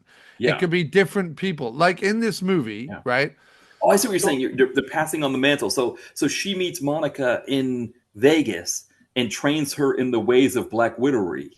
And Monica because so by the end of this movie, Carl Rivers, Soleil Moon Frye's character, becomes Lana Hawking, right? For the whole of this movie, until we find out the twist, Sean Young is Lana Hawking. Right. So if you're tracing back the name Lana Hawking, right? It would be two different people. You would, and I'm not just saying there were two different people called Lana Hawking, but I'm just saying the through line would be, well, one Lana Hawking died and the next Lana Hawking carried on living in the same way that the old Lana Hawking was living. So you could have it that Soleil Moon Frye, now maybe Soleil Moon Frye is the one that does the plastic surgery and becomes the new person, or maybe Soleil Moon Frye is the one that passes on the mantle. Maybe Carl Rivers is finally dead, and the new Lana Hawkins is the Black Widow that enters, is Monica, whatever her name is, in Criss Cross. I'm just saying there are all of that is more plausible than anything that Wibbly writes in Blue Mountain. What's it called? Yeah, Blue Motel. Motel Blue. Yeah. I'm thinking Motel Blue. But when you were on last time when we talked about the two bedroomized movies, remember we were joking about like how you'd have a new Harry Ross in each movie, right? Yes. And it could be a similar thing here, and maybe it all leads to Jon Lovitz playing Lana Hawkins in Motel Blue 5. Yes, in Motel Blue 5, Jon Lovitz is Lana Hawking. Lana Hawking returns for more of her pretty average sexcapades that aren't that interesting. Right. Also, she's a scientist. Yeah. With top secret clearance. Right. At a company. Yeah. When? Right. What science stuff is she doing ever? Yeah. Right. Yeah. Also, what top secret science work? Right. Where they just randomly hire a male girl, that it's perfectly all right that she's just wandering around offices poking her noses. Yeah.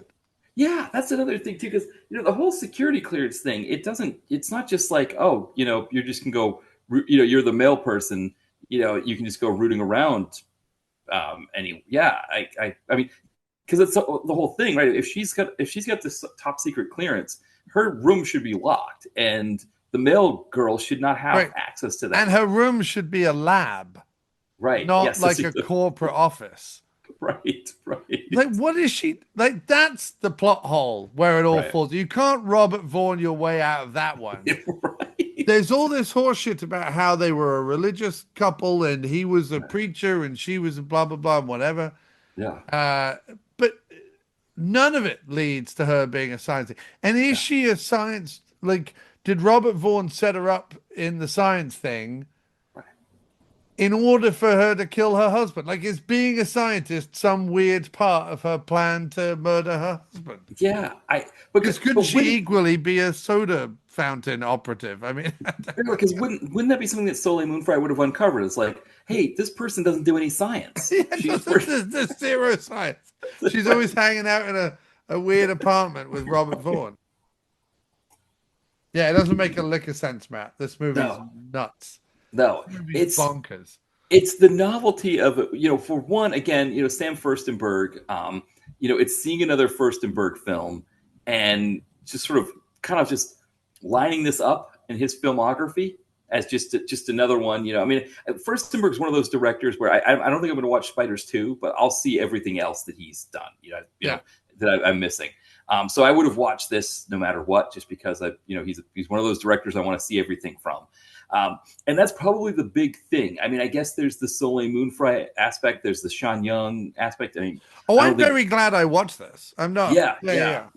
No, but I think that's what it is. I think kind of thinking what the hook is for people listening. I think those are the hooks. Is that like it's madcap erotic thriller that doesn't make a lot of sense at points, but I guess it would be okay if it was Shannon Worry having sex with a bunch of people all the time. It wouldn't be so bad that the plot made no sense. Or if Wings Hauser was giving it the manic Wings Hauser energy throughout, right? But instead, what we get is, I don't think it's like Criss Cross where it's like sometimes it's an 8 and sometimes it's a 1. It's more just like I'm just gonna sit in the Mercedes or whatever, and just kind of go on for the ride and just sort of see where this thing takes me and not question it too much, I guess. Well, like I said, the Wibblies showed up with some sort of like hunk of, gooey cement stuff that was worryingly gray. And Firstenberg said, we'll spray paint it pink and call it Silly Putty. Right. You know what I mean? And that's sort of what he did. He didn't quite make a what do they say? Polish a turd. He didn't quite polish a turd, but he spray painted a turd and put a little bow on it. Right. He got something over the goal line that distributors could sell to HBO, could sell to video stores in the 90s, with people on the cover that people would want to see. Like he did his job as a professional director. He got something over the goal line. And then for us who watch it, it's more like, okay, what do we do with this? Like, what do we make of this? And and like you said, it is a fun 90 minutes. I think it's 90 minutes, right? I don't think it was that long. And so at least it kind of, it moves quickly enough. You're hour 36. Yeah. Okay. So it's close. It's but 6 minutes is that very quickly tacked on ending where the Wibblies had got that far and they were like, well, we could have her arrest them and explain to the cops and prove that it wasn't her and get her job back and blah blah. We could have that ending, or we could just have her be like, now I'm Lana, I've put on a headscarf and bought a dog and I'm off to Las Vegas with stolen money. Because to be honest, imagine being the police guy who shows up and Robert Vaughn and Sean Young is dead, and Soleil Moon Frye goes, right, sit down, I'm going to explain this to you. After about 3 sentences, you're like, I'm arresting you just because this is the silliest thing I've ever heard. So she must have looked at the situation and gone, fuck, both people who can prove my point are dead. I'm going to put on a headscarf, buy a dog, and go off and become Lana Hawkins. And good for Soleil Moon Frye. Yeah, no, again, it's one of those endings where you're like, how are they going to get out of this? And it's like, that's how they get out of it. It was funny because I was thinking about that with endings because of critical care. I don't know why they because I saw Jeffrey Wright in something and I was thinking I saw him in a Only Lovers Left Alive, that Jarmusch movie that we were talking about. But right. So Jeffrey, I was like, critical care. He was used better in critical care than he was in that movie. But anyway, that ending in critical care where you're just like, how is James Spader going to get out of this? And he comes up with this crazy thing of like, all these crazy you're just like, there's no way any of that would work. But hey, he's got a leather jacket on. He's got his Bulls jacket on, and he's convincing enough, I guess, to Keira Sedgwick and the sister or whatever. And I guess it, but you're just kind of like, okay, Sidney Lumet, like you got me this far. Sidney Lumet. Sidney Lumet. You got me this far. It's Spader. It's Keira Sedgwick. I'll take it. This movie's kind of a similar thing where you're just like, man, you wrote yourself into a corner there with that kitchen scene. How are you getting yourself out of that? Oh, buy a Mercedes and a headscarf. But the funny thing is, Matt, is if there was a Motel Blue 2 set in Vegas with Soleil Moon Frye a couple of years later taking men for everything they're worth at the casino and, having sex and spending money and shooting guns and whatever she's doing in the desert, right? And then she gets embroiled in yet another like underworld storyline. I would totally watch that. Oh yes, yeah. Like when it ended, I was kind of like, I would watch the continuing adventures of Lana Hawkins. Yeah, I would have seen that. You're absolutely right, especially if they get some better names. I mean, again, if you put Wings in that situation, that could have been interesting. But I think Wings is like a mad casino owner, right? You know what I mean? With his like cowboy hat from Vice Squad and his big curly hair and some big like white suit or beige suit or something, and he's some big flamboyant casino guy who is being blackmailed because he slept with too many women or something's happening, and Soleil Moon Frye goes undercover to scope the women out or something and gets more embroiled in more average sexcapades. I would watch that movie. Yeah, it would have been fine. It would have worked. You're right. Like they could have done more with this. They could have done, the Wimblers. I guess they started doing, National Treasure or whatever, and that was it. They had a huge hit with Bad Boys 2 and National Treasure. Yeah. So they're riding off to the sunset as successful screenwriters. But it does beg the question: did Jerry Bruckheimer watch Motel Blue and go, "Get me the Wibblies"? Like, did Bruckheimer watch this movie and be like, "Oh, we need these guys to write not just one, but many, many, many of my films"? Right. Because aren't they all Bruckheimer movies? So the next movie after this was the Schwarzenegger movie, The Sixth Day. Right. Okay. That was the next one that they did. No, Sixth Day and I Spy were not Bruckheimer. Okay, so they do Charlie's Angels Full Throttle. That probably what convinced him. I Spy, Sixth Day. All right. So maybe Bruckheimer didn't see Motel Blue then, but maybe he did as well. I don't know. Right. Yeah. I mean, you never know, honestly. Like, it's, I mean, I think it's still possible. I think, I mean, this movie would have been on cable, and it's not like Bruckheimer wouldn't be on, watching HBO late at night, like it's very, I don't see why, Bruckheimer would be any less likely to do that than anybody else. And so, right. He might watch this. I love that they co-write the movie G-Force, which is about anthropomorphic mice or something. Right. A specially trained squad of guinea pigs is dispatched to stop a diabolical billionaire from taking over the world. And as if Corbett Wibberley and Marianne Wibberley wasn't silly enough, the guy who writes it with them is called Hoyt Yeatman. That's beautiful. You know what I mean? They're like, Hoyt, get together with the Wibbleys. And it's like, Yeatman and the Wibbleys sounds like a Australian child's program. Well, because after National Treasure, they go by the Wibberleys. They stop going as Marianne and Cormac Wibberley. They call it, like if you look in the credits, it's the Wibberleys is what they are credited as after. Well, because if you could be the Wibbleys, Matt, wouldn't you be the Wibbleys? Especially if I'm writing movies about guinea pigs and G-force. Right. Yes, I would go by the I can't imagine obviously they get a nice Disney paycheck when they write crap like that, but is there a part of you that when you find out that the Wibbleys wrote G-Force that you kind of go, and also the Shaggy Dog Lawyer remake with Tim Allen? Yeah. They also write that movie. Having just watched Blue Motel, there is a part of me that is like, sorry, Motel Blue. There is a part of me that's like, lo, how the mighty have fallen.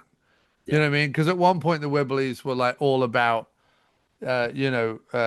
underground, twisted lesbian sex scenes, and then they were like, it's guinea pigs, and Walt Disney's like, what? Well, it's guinea pigs, and they're going to go after a billionaire, right? And that's a movie. Yeah, we're gonna write that movie. I think they've fallen high from a great height. Yeah, I wonder. I've always thought about myself with that kind of thing. Like if Disney came to me and said, listen, Matt, obviously I've never written a screenplay, but where they said, we'll pay off your student loans if you give us a script about guinea pigs saving the world. I'd be like, okay, let's do it. Give me, Yes. When do you need it by? It's fine as your first or second film, as a progression of a career. Mm. Do you know what I mean? Yeah. There's going to be a point where depending on what Disney's, I guess that's the thing, right? Is that depending on if you've sold other scripts, and then Disney says like, yeah, guess what? This is going to be like not just the movie, but like all the other stuff. I guess the merchandising or the different airing time, you get the royalties and everything. Yeah, I don't know. Yeah, that's a good point. I guess if I've written a whole bunch of other scripts and they come to me and say, here you go. I suppose once you get sucked into the belly of the mouse, yes. you have to spit out whatever Mickey tells you to. Yeah, it's a slippery slope. You're sent to the writer's sweatshop, and he's just like, write people up things with guinea pigs in it, and right. hitting you with a riding crop.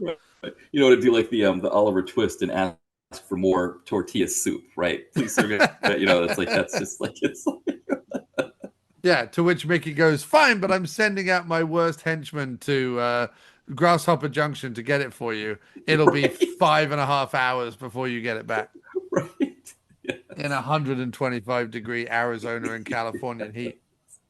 Yeah. No, it's, the Wibberleys, so, I mean, again, I don't know, because, it's interesting, the one you were talking about that they did with Hoyt Yeatman, he was the director, too, so I wonder if he messed with their script to make it more, or the G-Force movie, if he messed with it to make it more Hoyt Yeatman, more his vision, right. And so that's why he gets a writing credit. And can you imagine being Hoyt Yeatman and getting the script for G-Force from the Wibblies and going, fuck, I've got to do work on this? Like, I'm fine directing it because I'm a special effects computer guy. Like, that's my main job in life is computer effects and whatever. So I'm excited to tell a full narrative story. But seriously, these guys are the Wibblies. They've written a whole bunch of scripts, and I'm still going to have to go in and rewrite some of this stuff. Who are these people? You know what I mean? And they were paid more than he was. Right. The fucking Wibblies. Mickey Mouse's own little writing cabal. Yeah. Write me something with guinea pigs. Come on. Hitting them with a riding crop and being like, no tostadas for you. Whatever it is. Right. And the Wibblies being like, all right, well, we'll just suck on our shoe. I wonder if he wrote, if Yeatman wrote in the Zach Galifianakis character. Like he's friends with Zach. Maybe he's friends with Zach Galifianakis. And Zach's like, I need another role. Can you get me something? Yeah. Well, I got this G-Force thing. I can maybe write you a character in that. Okay. Right. And then the Wibblies are like, well, if you're writing that character and you need to get a screenwriting credit, you got to go. And he's like, I got to go. Does that mean I got to go to the guild and get a screen? You've got to go to the House of Mouse writer's sweatshop. Right. And be flagellated by a man in a giant mouse costume. Yes. That just 10 minutes ago was hugging a family from Iowa's children and is now beating you with a riding crop and demanding that you put more gerbils in stuff.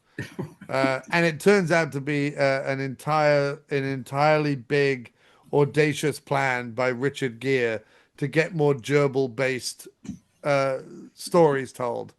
Right. You know what I mean? He's just waiting to make the adult G-Force where he starts having gerbils run up his backside. Right. So, that's the only movie that Hoyt directed. He directed a short in '94 called Asteroid Adventure. And then he has a new thing coming up called Voyager 3D. So he he which the really Wibblies are writing as well, I think. are they? Oh, they okay. So he's working with the Wibblies again. I think so. Or what? Oh, Well, they're writing something called Fantastic Voyage, which is obviously probably a remake. Um, so maybe that is, yeah. Oh, wow. So they're teaming back up together. yeah, Yeatman and the Oh, Wibblies back oh no, together again. no. His something else called Voyage 3D. It's a different. No, the Fantastic Voyage movie, the Wibberleys. Wow. Wait a second, because that's saying Guillermo del Toro um, is directing that movie.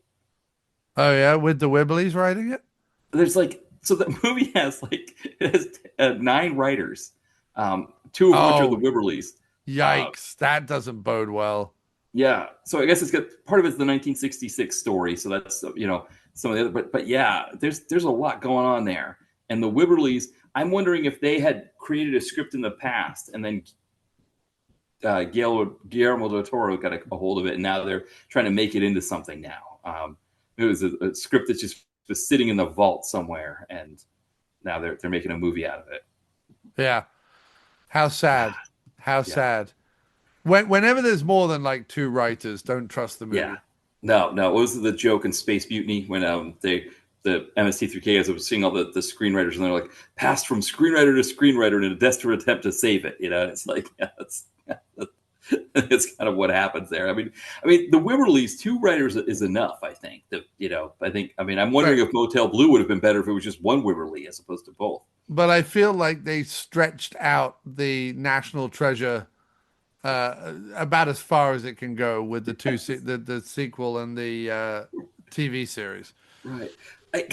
Nicolas Cage talked about that, where he was doing an interview or something, and he was like, yeah, as an actor, when you read in the script that you're going to say, we got to steal the Declaration of Independence, you got to sell that scene. You got to go into that scene where you're shooting. You got to sell. We're going to steal. Nick Cage is if you want the proof of genius, it's not Nick Cage going full Nick Cage.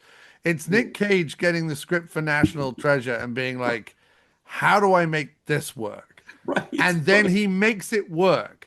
He makes a scene in which 2 characters go back and forth for a good 6 minutes, right, saying the phrase, we're going to steal the Declaration of Independence. What do you mean we're going to steal the Declaration of Independence? In order to do this, we need to steal the Declaration of Independence. Let's go. We're going to steal the Declaration of Independence. I can't believe we're about to steal the Declaration of Independence. Like that's a scene from the movie. That's not even it's not even exaggerated. Those words are said in the movie. The Cage is able to sell that and remain cool, and you remain watching the movie. That is all on Cage. The Wibblies owe Cage a debt of gargantuan proportions. Right. And they didn't have a cage in this movie, and so what we get is something like kind of more goofy fun. That it's just a wacky kind of fun. That it is fun. This is still entertaining. It's interesting. I think other than the Cage just being Cage in National Treasure, I would take this movie over National Treasure, just because this is more my speed than National Treasure. But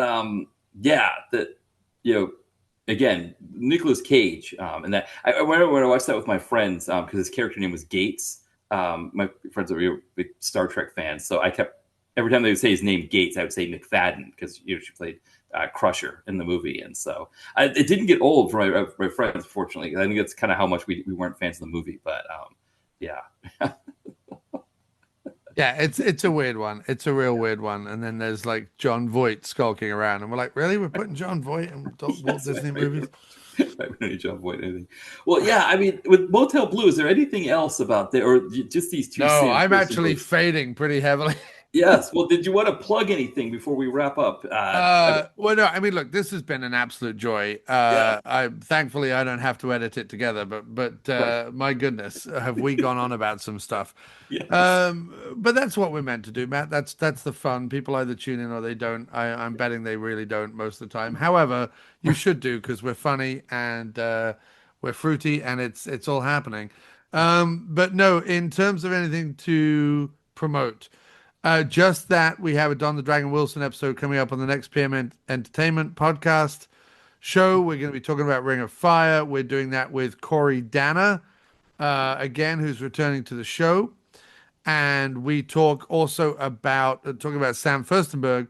We are talking about on that episode the fact that one of his rarer movies, a Steve James starring film, Oh, Riverbend. Riverbend, is getting a enormous new lease of life because they found not only a 35mm print, but the original negatives, and are painstakingly recompiling Riverbend and preserving for all time, I think in 4K. I think it's going to be Blu-ray 4K. One of Steve James's greatest leading performances, and he didn't get many leading performances, that Firstenberg directed. And it's coming out from, I think it's called Black Real Renaissance. Oh yes, yeah, I saw that on. That's the name of it. Yeah, because I saw it on Instagram. I started following them because I saw. I think you had shared one of their reels or something, and yeah, or you reposted something. There's something that you reposted, but I saw that you were sharing it, and I watched it, and they were talking about it. I was like, oh yeah, because Riverbend, talking about Firstenberg, that is probably one of my favorites of his. Right, and Corey Dana is writing the book that's going to come with it. So he's nice. Corey Dana's writing the book in the Blu-ray, not like a big book, but like an essay for the book. Right, yeah. So Corey Dana is involved in that, with Sam and Black Real Renaissance. So that we talked about that. We promoted that. Obviously, everyone should go and support Black Real Renaissance. It's a very exciting. If you know anything about Steve James and anything about Sam Firstenberg, it's a very exciting release. We're going to get hopefully a theatrical release. Probably in smaller theaters or maybe the Alamo Drafthouse by the end of the year, early next year, and then the Blu-ray 4K will follow. So that's very exciting. We talk about that on the Ring of Fire episode. So promoting that, I guess. I have been kicking around. I haven't done music in a long, long time, and I have been kicking around the idea of doing more music. So if you are interested at all, please follow Miscellaneous Plumbing Fixtures, which is Misc Plum Fix, wherever I can be found on social media. And apart from that, Matt, it has just been, as it always is, an absolute joy, and I've had no end of fun going through these baffling films. Yes, no, I've had a great time as well. And also on Miscellaneous Plumbing Fixtures, the link is in the podcast description. So the link to your Bandcamp is in there, so people can check that out as well. But yes. But yeah, no, thank you for coming on, John. This was this was a really great idea to talk about these two Firstenberg movies, and I think it was a ton of fun. The movies were hit or miss, but definitely the conversation was great. So yeah, thank you again for coming on. And it's funny, when it finished on Tubi, I was served up by the algorithm like 8 more 90s erotic thriller, like straight to video style erotic thrillers. Yeah. And I was like, I think I'm going to watch all of them because I think there's something tolerable about them, even as bad as they can get. There's something weirdly tolerable about them. They work. That's the thing. Like even like Motel Blue, it shouldn't work, but it kind of it works. Well, it works because you sit there in disbelief, going, "What are they going to think up next?" Right, you know what I mean? And when they go there, you kind of go, "You know what? I got to hand it to them. That's pretty impressive." Exactly, for sure. All right. Well, thank you for listening. We'll be back soon. Bye.